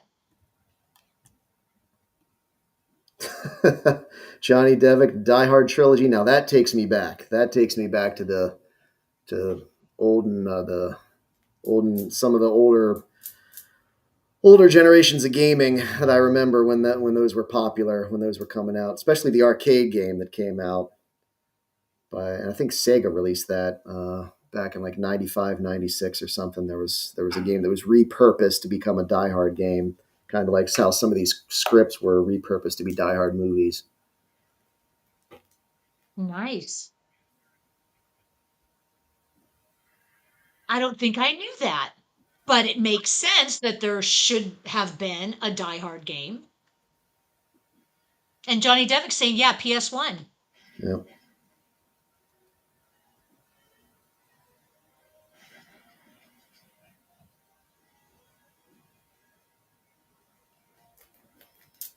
Okay. I was Not to taking be out the outdone. Al's pinnacle moment. trash. And even he gets a chance to come full circle based on, what he divulged earlier about his career. Yeah.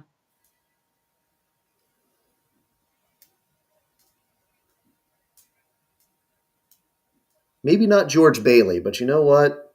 Character arcs all around here. Yeah. But when we see Al in Die Hard 2, he's at a desk. Yeah. It's a Well, shame we that don't see him for very long. Yeah. Yeah, it's a shame that they really only brought him in for just a short little cameo there. And if they were going to do that and make it that short and that brief, I don't know why they couldn't have found a way to make it work and you know, uh, Die Hard with a Vengeance. Just keep it as like a running gag sort of thing. Yeah. I also heard that, well, I didn't just hear, I saw that Reginald Vell Johnson had another cameo role in the Avengers Endgame, I think. He was going to be like a firefighter or a cop, and the Hulk was going to be there, like, trying to like save some people and come in, and he was going to have a short cameo there, but they cut it out of the film. So there's just another little bit of Reginald Vell Oh, Johnson legacy that could have been added, just left out. and they took it away. Yep. Well, Johnny Devick's calling him The Carlminator. Culminator. All Oh, right. so Well, look that's at a that. movie right there. That is quite a Christmas movie. Yes. Yeah, Um, sure, we got that on the yes. record. And fortunately, we've got a ton of Christmas movies to choose from um for our December movies. Um, okay. Yeah, we've been here a long time, guys, a little over 2 hours. I'm so glad you guys have stuck with us today. This has been so much fun. One of my all-time favorite movies. Um, and I just had to revisit this movie. Um, Word has it, as of about 2 months ago, Bruce Willis, his disease has progressed to the point where he is not vocal. He doesn't recognize anybody. They have him in a full-time care home, um, and it is very unfortunate. Yep. So, God bless you, Bruce. We love you. Yep. All right, guys. Without further ado, the movies for December. Let's see. That would be, yeah, starting next week. December 7th is The Haunting from 1963. It's the original. Hmm. Sort of a Christmas movie, but we're gonna have some fun with that. The week after that, December 14th, we're gonna revisit the Griswolds on their Christmas vacation. Hmm. And so on the 14th, there's a little caveat. I have to push the start time for our watch party back an hour. Um, it's either that or we'll have to not do it at all. But if you guys want to join me an hour early, that's what we're going to do. Um, so there you go. We're going to do Christmas vacation. Then the week after that, on the 21st, we are going to be doing Krampus, Hmm. 2015 um, horror movie. And then the last weekend in December, December 28th, guys, we're going to do Silent Night, Deadly Night, one of my favorites from 1984 when they knew how to do horror movies. Um, Now, I might need your help because I could have sworn at some point we have done that movie. Um, Hmm. Either that or I have seen it too many times.